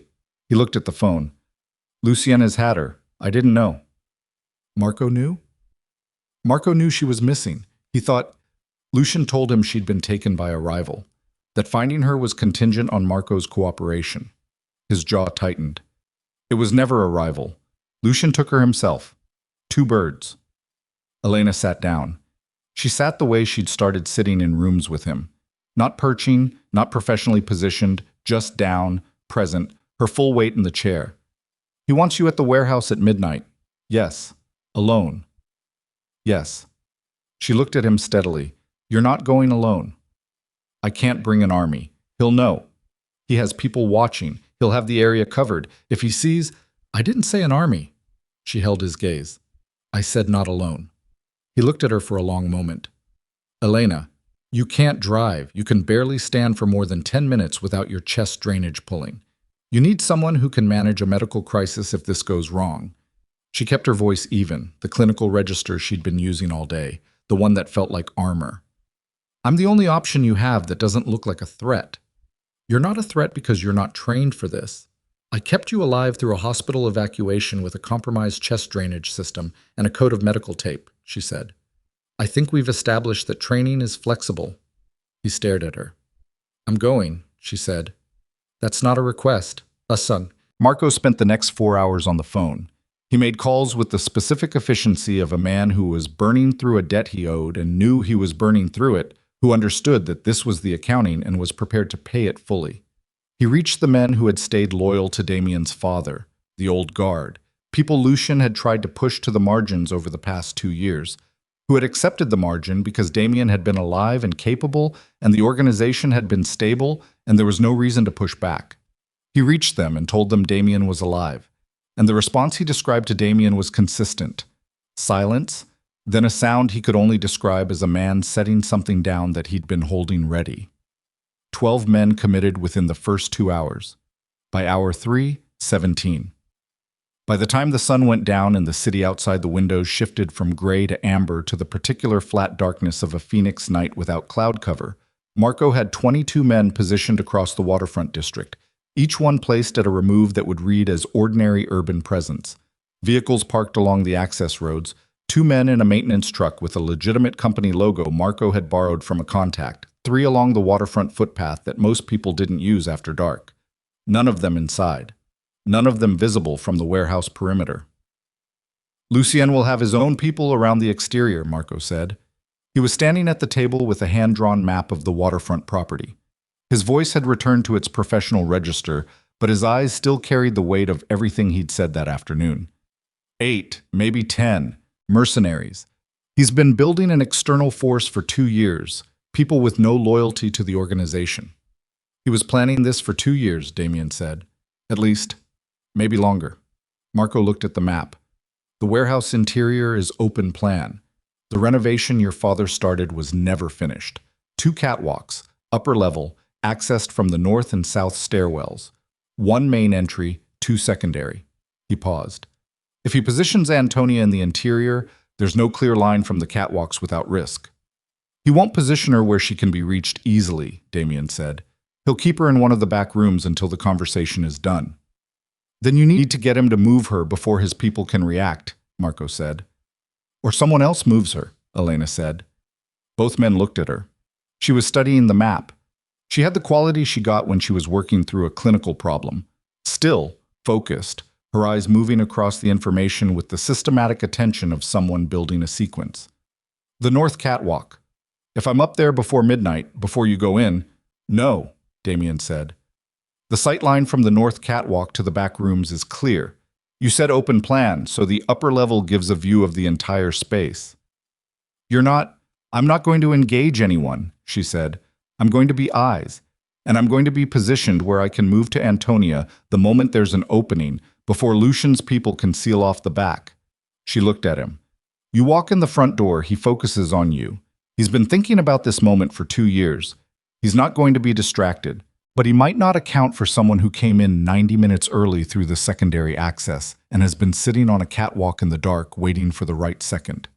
The room was quiet. She's right, Marco said quietly. Damien looked at Elena. She held the look without flinching. She had the slightly elevated quality of someone whose adrenaline had been running at a sustained level for 18 hours and had stopped feeling like adrenaline and started feeling like a new baseline. If anything goes wrong on that catwalk, he started. I know, she said. Elena, if anything, I know. She held his gaze. I've been making decisions that could go wrong since 7:41 last night. I'm still here. So are you. A pause. Let me do this. He looked at her for a long moment, the measuring look, the calculating look, and then past it, through it, to the thing underneath that had been building all day, that she'd been aware of and had not looked at directly, that sat between them now in the particular way of things that are not yet named. Stay on the north catwalk, he said. Don't come down until Marco's signal. What's the signal? Marco said, 3 short, like this. He knocked on the table. 3 sharp raps. She memorized it. They arrived at the waterfront separately. Elena and one of Marco's men, a quiet, compact person named Soul, who moved with the practiced invisibility of someone who had spent years not being noticed, came in through the south access road at 10:22. Damien and Marco came separately, in separate vehicles, 30 minutes later. The warehouse was a building that had been significant once. She could see it in the bones of it, the scale of the space, the industrial architecture of a serious commercial operation. Now it was the carcass of a renovation that had stopped mid-process. Raw concrete floors poured but not finished, framing completed on what would have been interior office spaces, catwalks installed and functional, but without the safety railing sections that were still stacked against the west wall in bundles. No railings. 40 feet up, concrete below. Elena noted this and filed it and climbed anyway. The north catwalk was accessed by a metal staircase at the building's corner, and by 10:40 she was up there, sitting in the dark with her back against a structural column, waiting. Soul was below, at the secondary access. She could hear, very faintly, the sounds of the building, wind against the roof structure, something small moving in the back section, her own breathing, which she was deliberately keeping slow. She had a flashlight she wasn't using. She had her phone on silent, screen dark. She had the medical kit she'd taken from the safe house because it was a reflex at this point, because she'd stopped going anywhere today without it. She also had a length of steel cable she'd found near the railing bundles and coiled around her left arm without entirely knowing yet what she was going to do with it. At 11:42, vehicles arrived outside. She couldn't see the entry from her position, but she heard it. Engines. Then the particular quality of sound that changes when a space that has been empty begins to fill with people. Voices, brief and low. Movement. Then she could see them. Lucian Moretti was not what she'd expected, which she recognized was foolish because she'd had no particular expectation. He was in his late 40s, lean, with Damien's coloring, but something different in the set of his face. Sharper, more angular, the face of a man who had spent his life being precise. He came in surrounded by 4 men, and he moved to the center of the open space and stood there with the ease of someone in a room they've designed. Behind him, 2 more men brought in a young woman. Antonia Moretti was small and dark-haired, and she moved with the contained, careful quality of someone who had been frightened for a long time and had learned to manage the fear rather than show it. Her wrists were bound in front of her with a zip tie. She was unhurt, as far as Elena could see. No visible injuries, upright, weight-bearing normally on both feet. Elena watched her, memorized her position relative to the back wall, relative to the 2 men flanking her, relative to the north staircase, 40 feet below, maybe 60 horizontal. The main doors opened at 11:58. Damien walked in alone. He walked the way he'd walked through the hospital corridor that morning, with the economy of someone managing pain, each step calibrated, nothing wasted, but he walked fully upright. The drainage system was gone. She'd removed it at the safe house at our 10 post-op, later than she would have liked, and earlier than she'd recommended, and he'd accepted her disapproval without argument. He looked from 40 feet up like a man who had simply decided that certain physical realities were not permitted to participate in this moment. Lucian looked at him for a long time without speaking. "You look terrible," Lucian said finally. "You look the same," Damien said. They stood 20 feet apart in the middle of the warehouse floor and looked at each other, and Elena, watching from above, had the particular sensation of watching a conversation that had been building for longer than the past 24 hours, that had been building, maybe, for most of their lives, in the accumulated weight of every interaction between 2 men who had grown up in the same house and wanted the same thing and had chosen to handle it in completely different ways. "You should have stayed dead," Lucian said. No particular effect.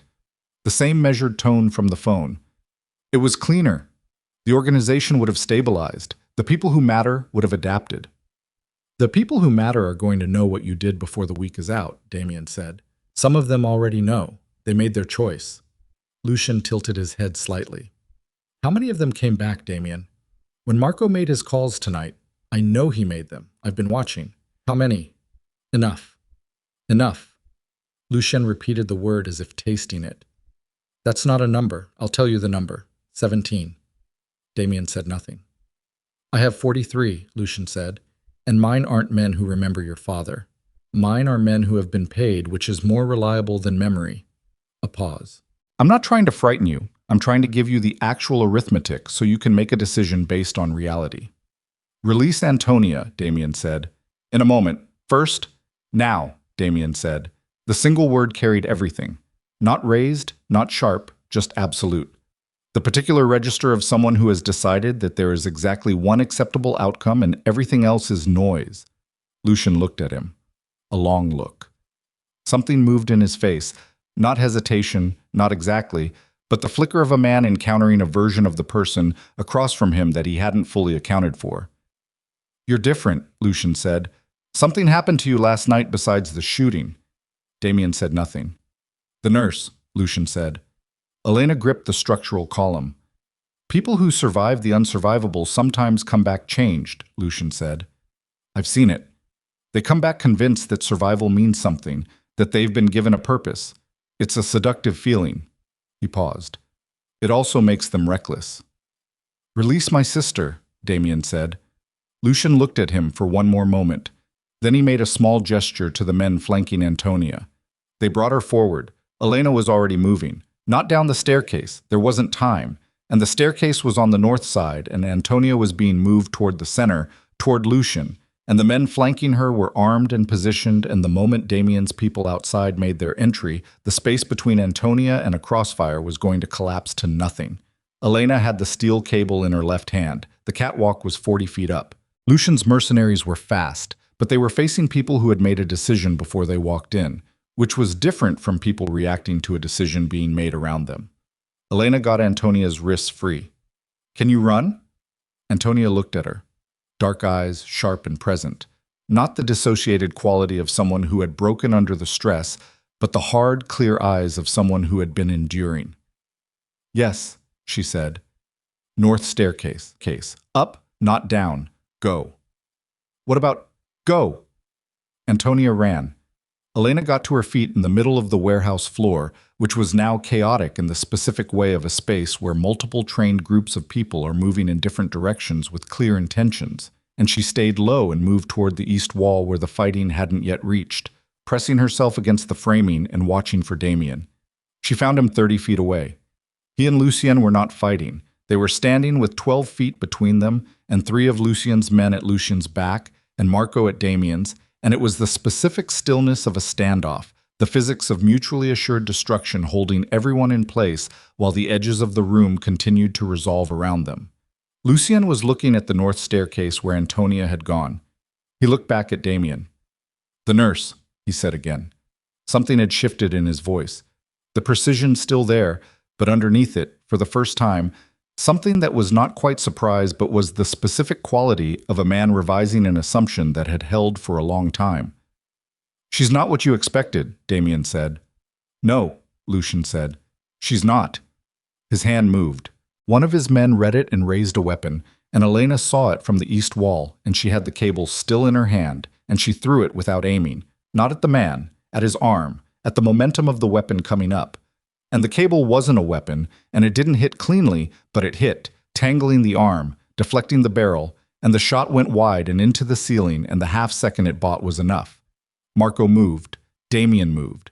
2 of Lucien's 3 men went down in the next 4 seconds. Not from killing shots, but from Marco and the man with him taking control of the weapons with the practiced efficiency of people who had done this before. The 3rd man threw his weapon down without being asked. Lucien stood very still. Damien walked toward him with the careful, calibrated movement he'd been using all day, the economy of a man managing damage. And he stopped when they were 3 feet apart, and in the space between them was 20 years and 2 dead fathers, and a war that had been building long before either of them decided to start it. "You used an 8-year-old child," Damien said. Lucien said nothing. "Marco's daughter, 8 years old." His voice was very quiet. "I need you to understand that that's what this is now, not the organization, not the power. That's what you became." Lucien met his gaze. "I did what I had to do." "So will I," Damien said. He looked up then, across the warehouse to the east wall, and found Elena. She was pressed against the framing with the cable still in her hand and her hair fully undone from the braid, and her left side aching from the landing and her heart running at a rate she wasn't going to think about right now. She was 24 years old, and she had just rappelled from a 40-foot catwalk using industrial cable in the middle of a firefight in a warehouse on the Phoenix waterfront. His gaze found her and held there for a moment that had a particular quality, not long, but complete, the way certain moments are complete, the way a pulse felt through 2 fingers can be more information than a bank of monitors.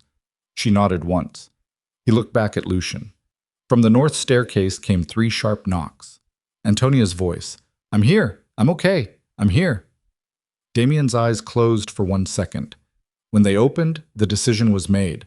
She could see it.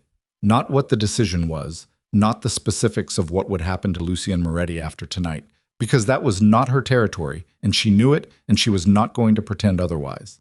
But the decision itself, the shape of it, the weight of it, settling into a man who had spent the last 24 hours surviving by moments, and was now, for the first time, standing on ground that held. "Marco," Damien said, his eyes still on Lucien. "Here," Marco said. "Take him." Marco moved. Lucien did not resist. He went with the specific stillness of a man who has played every card and watched them lose, who has arrived at the arithmetic he'd been working to prevent and is now processing it. He looked at Damien once more over Marco's shoulder as he was walked toward the side door. "You'll spend the rest of your life watching your back," he said. "Whatever you think you've won tonight." "Go," Damien said. The door closed. The warehouse was quiet. Not silent. There were still sounds, the sounds of resolution, of men standing down, of the particular exhale of a space that has been holding its breath. But the specific quality of threat had left the room. and what remained was the aftermath, which had its own quality entirely. Elena pushed off from the east wall and walked toward Damien, and when she reached him, she didn't stop. She went straight to him and put 2 fingers against the side of his throat the way she had in the trauma bay, not because she thought he was dying, but because it was the reflex, the deepest one she had, the one that had started all of this. His pulse was there, strong and present and refusing to quit. She exhaled. "Your drainage system has been out for 6 hours," she said. "Your chest wound took the impact of approximately 20 minutes of more physical activity than you should have been capable of. I need to do a full assessment, and I need you lying down for it." "I know," he said, "and you're going to let me." "Yes," he said. She stepped back. His face in the flat overhead light of the warehouse was exhausted in a way that went past the physical. Not the exhaustion of a single day, but the exhaustion of a man who had been holding something at bay for a long time and had finally been given permission to put it down. From above, on the north staircase, came the sound of footsteps. Antonia Moretti came down carefully, one hand on the rail, and she crossed the warehouse floor, and she walked straight into her brother's arms, and he put his arms around her with the specific care of a man who is simultaneously trying not to break anything in his chest and not letting that stop him. Elena looked away. She looked at her own hands, left palm abraded from the cable, the kind of friction burn that was going to hurt considerably more in an hour than it did right now.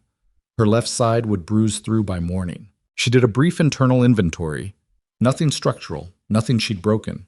The kind of damage that was real but manageable. The kind her body would catalog and file and process in the days ahead. She closed her hands, opened them. In the parking area outside, Marco's phone rang and she heard him answer it, and what she heard in his voice from 40 feet away was something she hadn't heard from him all day. A breath, and then a word, his daughter's name, and then nothing else audible because his voice dropped to the register of private things. The night outside the warehouse was ordinary. Phoenix ordinary, flat and dark and warm, the city's ambient glow making the sky a dull orange at the horizon, the waterfront smell of the industrial canal, a distant sound of traffic on the highway overpass, completely indifferent to everything that had just happened inside this building. Elena Cross stood in the middle of a warehouse on the Phoenix waterfront, with abraded palms and a bruised side and her granola bar pocket empty for the first time all day, and she was 24 years old and from Ohio, and she thought about the automatic doors and the 40 seconds and the cold coming through, and she thought about 2 fingers against a throat and a pulse that nobody else was looking for anymore, and she thought about the specific quality of Damien Moretti's gaze when he'd found her across the room just now, not measuring, not calculating, just looking, just seeing. "Elena," his voice behind her. She turned. He was standing without Antonia now, who had been guided by one of Marco's people toward the vehicles. I was standing with the weight of the day fully on him, with the careful stillness of someone who had used everything they had and was standing in what was left, and his eyes, when they found hers, had the same quality they'd had in the warehouse and in the hospital room and in the vehicle and in every room they'd been in today. That thing underneath the assessment, that thing she hadn't looked at directly. She looked at it now. "I need to examine your chest," she said. "I know," he said.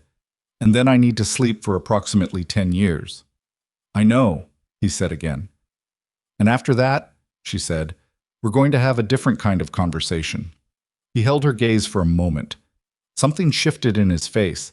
Not quite a smile, not the version of almost amusement she'd cataloged through the day, but something more open than that, something that came from a place that had been very carefully guarded for a very long time, and was, in this moment, standing at the edge of being less guarded. "After that," he said quietly, "I'll answer anything you ask." Outside, a car started. Marco's voice, still low, still on the phone. The city's ambient glow at the edges of the dark. Elena turned back toward the doors, toward the ordinary night outside, and she took a breath, the first full breath she could remember taking all day, and felt it move through her completely, top to bottom, real and uncomplicated, and hers. The warehouse doors stood open. Beyond them, the waterfront. Beyond that, the city. Beyond that, everything that came next. The examination took 40 minutes. She did it in the back of the SUV under a flashlight held by Sol, who had the presence of mind not to comment on anything he saw and the professionalism to hold the light exactly where she needed it without being asked. Damien sat with his shirt open and his back straight and submitted to her hands the way he'd submitted to everything she'd done since last night, with complete stillness, with the trust of someone who had decided, at some point she couldn't precisely locate, that this was the person. The chest wound was angrier than it had been that morning. The tissue around the surgical closure was stressed, not infected, not yet, but carrying the red, tight quality of damage that had been asked to do things it wasn't ready to do. She pressed carefully along the sutured line. He didn't flinch. She knew by now that the absence of flinching wasn't the absence of pain. "On a scale of 1 to 10, she said. 7, he said. She looked up at him. 7.5, he said. "You rappelled down a warehouse column 12 hours post-op." "You rappelled down a warehouse column," he said. "I walked through a door." "You also had a 20-minute standoff in an open space without sitting down." "I'll note that for future reference." She pressed the last section of the closure and he exhaled, sharp, controlled, the breath of a man letting out what he'd been holding. She taped a fresh dressing and buttoned his shirt for him without making it a thing, the way she'd learned to do clinical tasks around him, efficiently, without ceremony, without making him perform gratitude for it. "Nothing is reopening," she said, "but you have about 6 hours before the tissue stress becomes a real problem if you don't rest." "Then I have 6 hours," he said. She capped the antiseptic and put it back in the kit. Outside the vehicle's windows, the waterfront had been vacated, Marco's people moving with the practiced efficiency of people who knew how to leave a space without leaving evidence of having been in it. 2 vehicles remained. The canal water moved darkly beyond the dock edge. "Marco's daughter," Elena said. "She's in Scottsdale." Damien had his phone in his hand. "One of Lucien's secondary properties. We confirmed the location 40 minutes ago. 2 of my father's men are already there." "She's safe?" "She'll be home before morning." Elena nodded. She looked at her hands. The cable burns had stiffened, the skin tight and sore across her left palm. She hadn't treated them yet because she'd been treating everything else. "Let me see your hand," Damien said. She looked up. He was watching her with the steady, undeflectable attention she'd catalogued all day. He held out his own hand, palm up, an offering, not a command. She put her hand in his. He examined the burns the way she'd examined his chest, carefully, systematically, without rushing it. He didn't have medical training, and she knew it, and he knew she knew it, and that wasn't what this was. He was simply looking at the damage she'd taken, holding it in his hands and looking at it, the way people sometimes needed to look at a thing before they could put it down. "You need antibiotic ointment," he said. "I know, I have some in the kit." He didn't release her hand immediately. He held it for another moment, his thumb moving once across her wrist, not examining, just contact. And then he let go. She got the ointment from the kit and treated her palm without looking at him. Well, they arrived at the Moretti estate at 2:30 in the morning. Elena had never seen it before.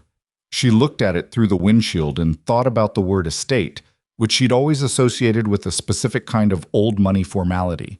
The manicured lawns, the symmetrical architecture, the deliberate display of permanence. This was something different, large, yes, the kind of property that announced itself through sheer scale. But the scale was functional rather than decorative. The house itself was set well back from the gate, and the grounds between were not lawn but desert landscape, native plants that had grown without being shaped, and the overall quality of the place was less aristocratic display and more something that had been built to be kept, built to last through things. Antonia was already inside. She'd been brought ahead, and Elena had watched Damien watch the vehicle carrying her leave the waterfront with the specific quality of a man resisting the impulse to go with it. He could walk under his own power from the vehicle to the house. Elena stayed one step to his left and did not offer her shoulder because he didn't need it, and because by now she understood the difference between what he needed and what he would accept. Inside, the house was awake. People she didn't recognize, staff, some of Marco's people, 2 men who had the bearing of the old guard Marco had called, moved through the corridors with the purposeful quiet of a household managing a crisis rather than sleeping through an ordinary night. Nobody looked at her with surprise. She understood distantly that that her presence had been communicated ahead of them, that Damien's people knew who she was in the way they knew things, thoroughly and without fanfare. A woman in her 60s with silver hair and the posture of someone who had managed large households for a long time showed her to a room on the second floor, clean, simple, a window that looked over the back of the property toward the darkness of the desert beyond. Mr. Moretti's physician will arrive at 7, the woman said. Her name, Elena would learn later, was Vera. She'd been with the household since Damien's father. He asked that you be present. I'll be present, Elena said. Vera looked at her for a moment, not unkindly, with the careful, measuring quality of someone taking the true measure of a person. Then she nodded and left. Elena sat on the edge of the bed and looked at her hands. She had been awake for approximately 42 hours, accounting for the brief time she'd lain on her bed in her apartment without sleeping. She was abraded and bruised and running on the specific empty quality that came after sustained adrenaline. Not tired exactly, but scraped out, like a room that's been stripped of furniture and hasn't yet been filled with anything new. She thought about her apartment, the plant on the windowsill, the dishes in the sink, the water stain on the ceiling she'd been meaning to report for 3 months. She thought about the automatic doors. She lay back on the bed with her shoes still on and looked at the ceiling of this room, which was clean and white and had no water stain. And she stayed very still and let the events of the past 24 hours move through her the way you let a clinical situation move through you after the fact. Not processing exactly, just allowing, not trying to organize or conclude or decide anything about it, just letting it be what it was. She was asleep in 4 minutes. She woke to daylight and the sound of someone moving quietly in the corridor outside her room, and for 3 seconds she didn't know where she was, and then she did. It was 6:48. She found the bathroom, found a clean towel, washed her face and her hands with the care she hadn't been able to give them last night. The burns on her left palm were crusted and sore but not infected. She rewrapped them from the kit she'd kept on her person through everything, a reflex so deep it had become structural. She went to find Damien. I was not in his room. She found him in a room on the ground floor that had the quality of a space someone worked in. Not an office, exactly, but a room with a long table and papers and a quality of serious use. He was seated, which was the first thing she checked. Seated at the table with a phone and 3 sheets of paper in front of him and a cup of coffee going cold at his elbow, and he looked up when she came in. He looked, in the morning light, like a man who had also not slept. Not in the demolished way of someone who had tried and failed, but in the deliberate way of someone who had chosen to stay awake because there were things that needed to be done before the day started, and he was the one who had to do them. The physician is at 7, she said. I know. She looked at the coffee. How long has that been sitting there? A while. She went and found the kitchen, which was at the back of the house and was being occupied by a young man named Felix, who was in the process of making eggs, and looked up when she came in with the expression of someone prepared to provide whatever was needed. She got fresh coffee and brought it back and set it beside Damien and took away the cold cup. You should have slept, she said. There were things to settle. What things? He looked at the papers. The formal communication goes out this morning. That I'm alive. That Lucien's position has been dissolved. That the organization is operating under direct leadership. He paused. It needs to go out before rumor does. And that takes all night to write? The writing took an hour. The rest was other things. He looked at her across the table. Marco's daughter came home at 4 a.m. He called me. Elena sat down, the chair across the table, not at his elbow. How is she? Scared, not hurt. His voice carried something when he said it. Not soft exactly, but present. The specific quality of a person allowing themselves to feel something they'd been holding at a distance. She asked Marco if the bad people were gone. He said yes. She went to sleep in her own bed. He paused. He said he'd never heard her sleep like that before. Elena looked at the table, at her hands. Lucien is secured, Damien said. The men who were with him, most of them surrendered. 3 didn't. He said it without elaboration, in the tone that meant the elaboration was not territory she was going to, and she accepted that. His external hires have been given the information they need to understand that their contract no longer exists. And the organization. The people who stayed loyal will be acknowledged. The people who chose Lucien's side and survived will have options. He looked at his coffee. I'm not my father's organization. I'm not my father. Some things are going to be different. He said it matter-of-factly, not as declaration, not as manifesto, just as fact, the way he said things he'd already decided. The physician arrived at 7:05. His name was Dr. Rice, and he had the particular manner of someone who had provided medical care in unorthodox circumstances for a very long time and had reached an accommodation with the unorthodoxy. He examined Damien thoroughly. He reviewed what Elena had done: the emergency drainage conversion, the field dressing decisions, the management of the post-op period. And at the end of it, he looked at her over his glasses with an expression that was not quite professional evaluation and not quite something more personal. "You kept him alive," Rice said. "He did most of the work," Elena said. "That's generous." Rice closed his bag. "The chest wound is stressed but intact. I want IV antibiotics started today. Prophylactic. 2 weeks of oral after that. He does not leave this property for a minimum of 5 days, and he does not engage in anything that raises his heart rate." A pause. "I mean that in every sense." "I understood you," Damien said. Rice looked at Elena again. "Are you all right?" She showed him her palm.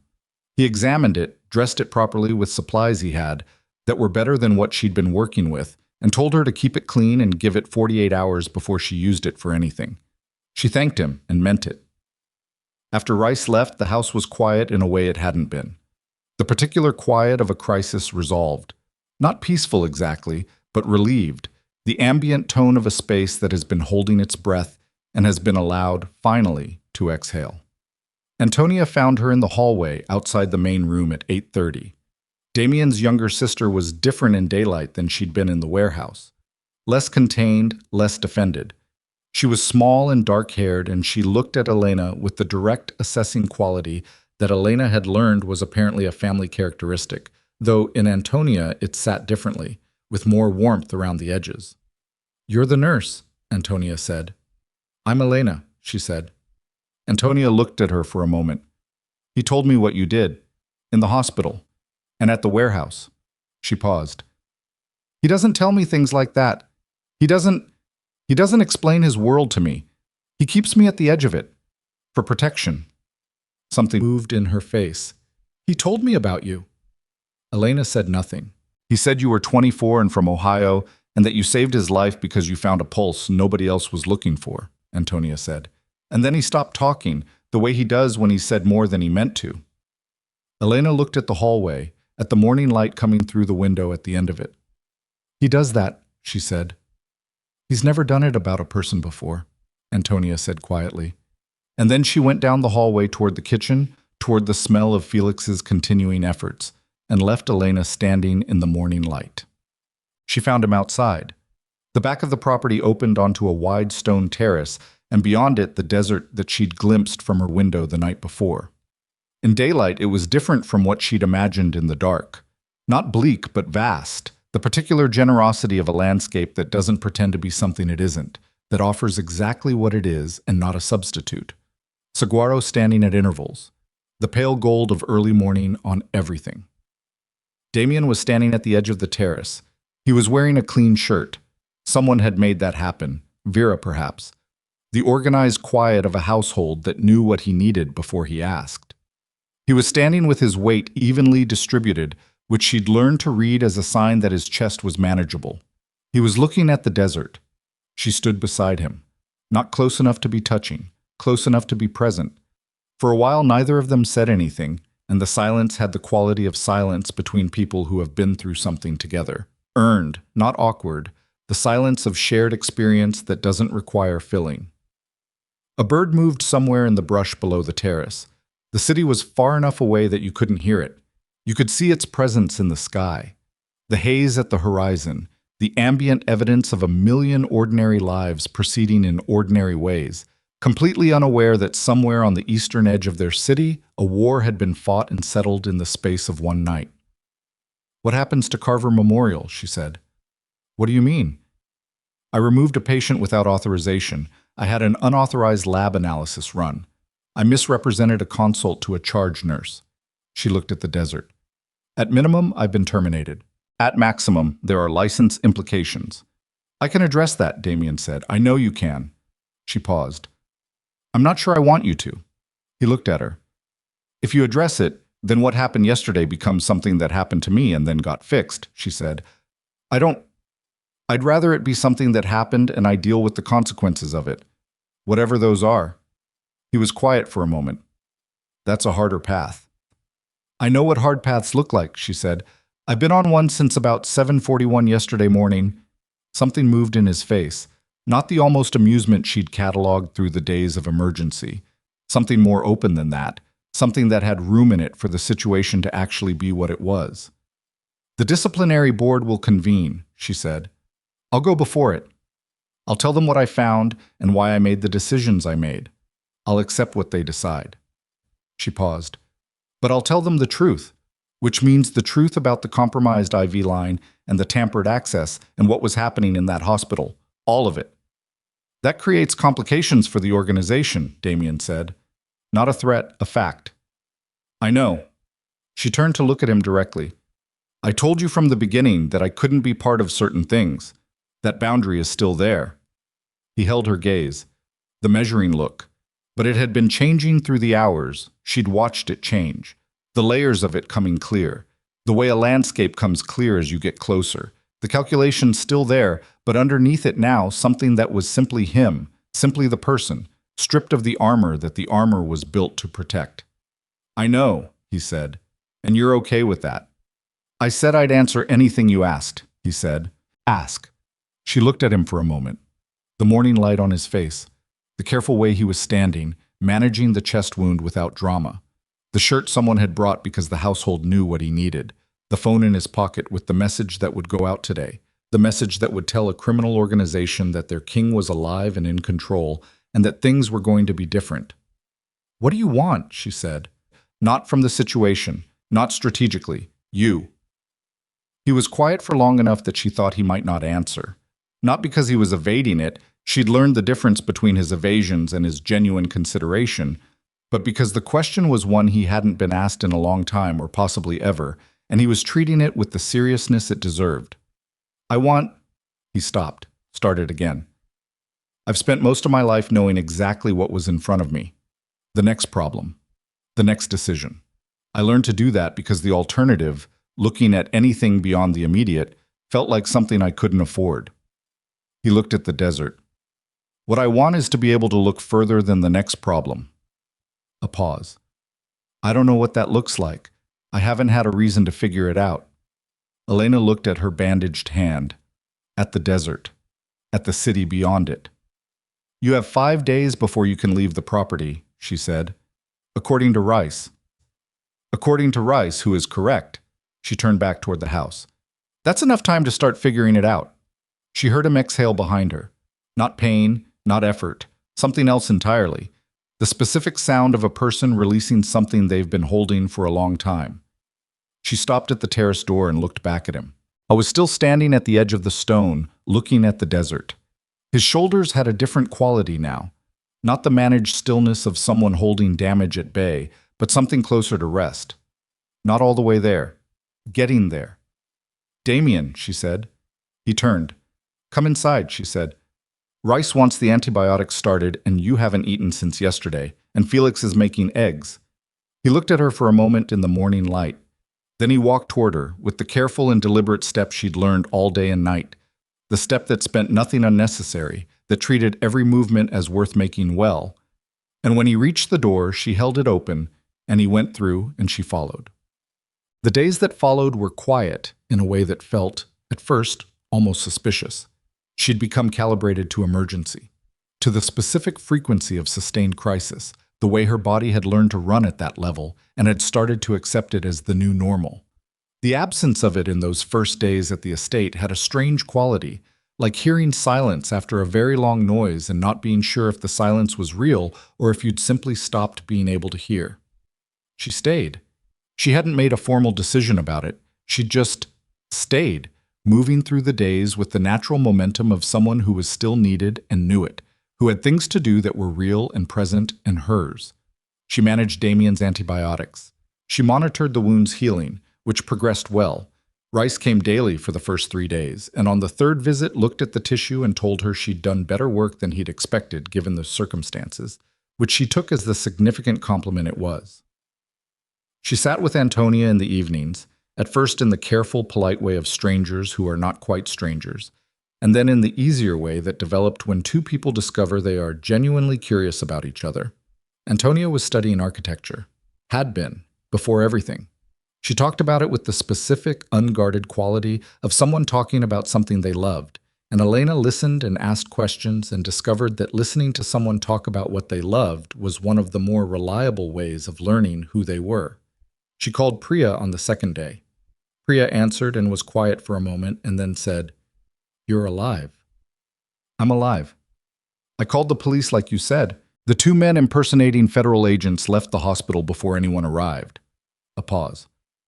"Dr. Shaw is on administrative leave pending review. There's an HR investigation into the patient removal." Another pause. "They've been trying to reach you." "I know. I'll respond today." "Elena." Priya's voice had the careful, precise quality it got when she was choosing her words. "What happened? Not the parts I know, the rest of it." Elena sat on the bed in the room that had become her room, in the house that had become, for these days, her place, and she told Priya the truth. Not everything. There were territories she kept to herself, not because she was ashamed of them, but because they were still forming, and it seemed wrong to describe a thing while it was still becoming. But the facts of it, the sequence, the decisions, and why she'd made them. Priya listened without interrupting.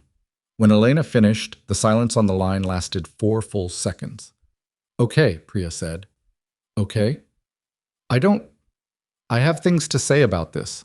Multiple things. But right now what I have is okay." A pause. "Are you actually okay?" "Yes," Elena said. "I actually am." "Do you know what you're doing?" "Less than I'd like." She looked at her bandaged hand. "More than I did yesterday." Priya made a sound that was not quite a laugh and not quite a sigh. "Call me when you go before the board. I'll give a statement." "Priya, you caught a tampered IV line and a planted nurse and kept a patient alive through a hospital evacuation. Whatever the board wants to call the protocol violations, the outcome supports the decisions." Her voice had the precise authority of someone who had thought it through before Elena asked. "Call me." "Thank you," Elena said. "Don't thank me. Just don't do anything like this again." A pause. "Or if you do, tell me first." Elena smiled. It was the first time she'd smiled in days, and it felt strange in her face. Not bad strange, just new, like using a muscle she'd forgotten she had. On the 5th day, Damien walked to the edge of the property and back. Not far. Not fast. She watched from the terrace without commenting on it, because she'd learned the precise line between monitoring and managing, and today the monitoring was enough.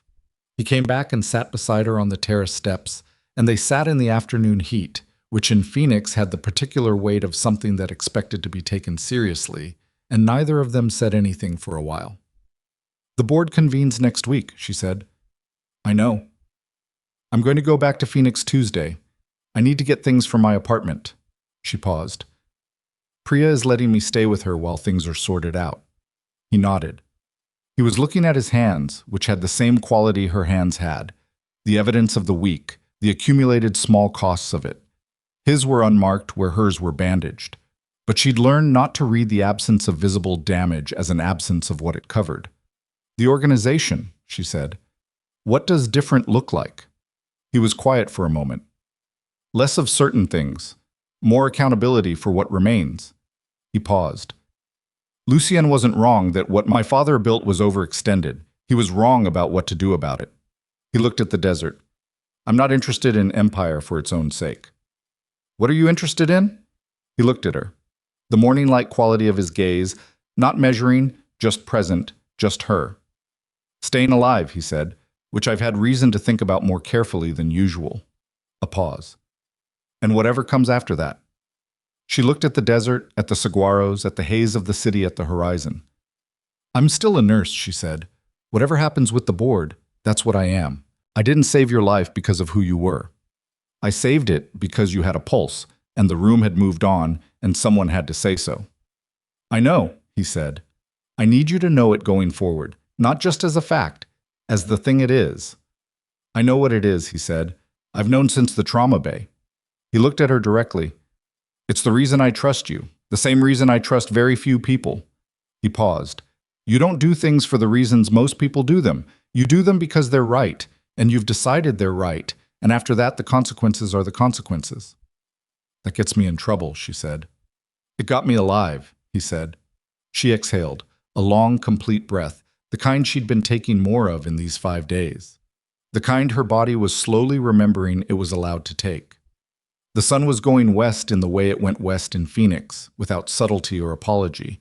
The sky shifting through a sequence of colors that existed at this latitude and in this particular dry air and nowhere else in quite the same way. Amber, then a deep orange at the edges, then the first blue of evening pooling at the east horizon while the west was still burning. Damien saw her looking at it. It does this every night, he said. I never had time to watch it. She looked at the sky. You have time now, she said. He looked at the sunset.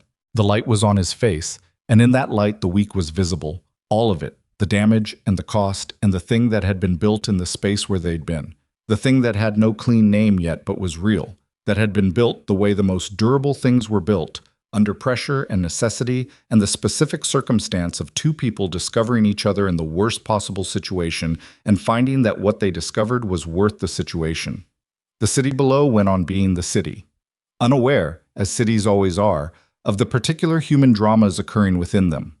The ordinary world, proceeding in its ordinary way, carrying in its movement the 10,000 small decisions and the one or two large ones that changed everything, that changed the direction of a life so completely and so permanently that looking back to the person who stood at the automatic doors felt like looking at a different person entirely.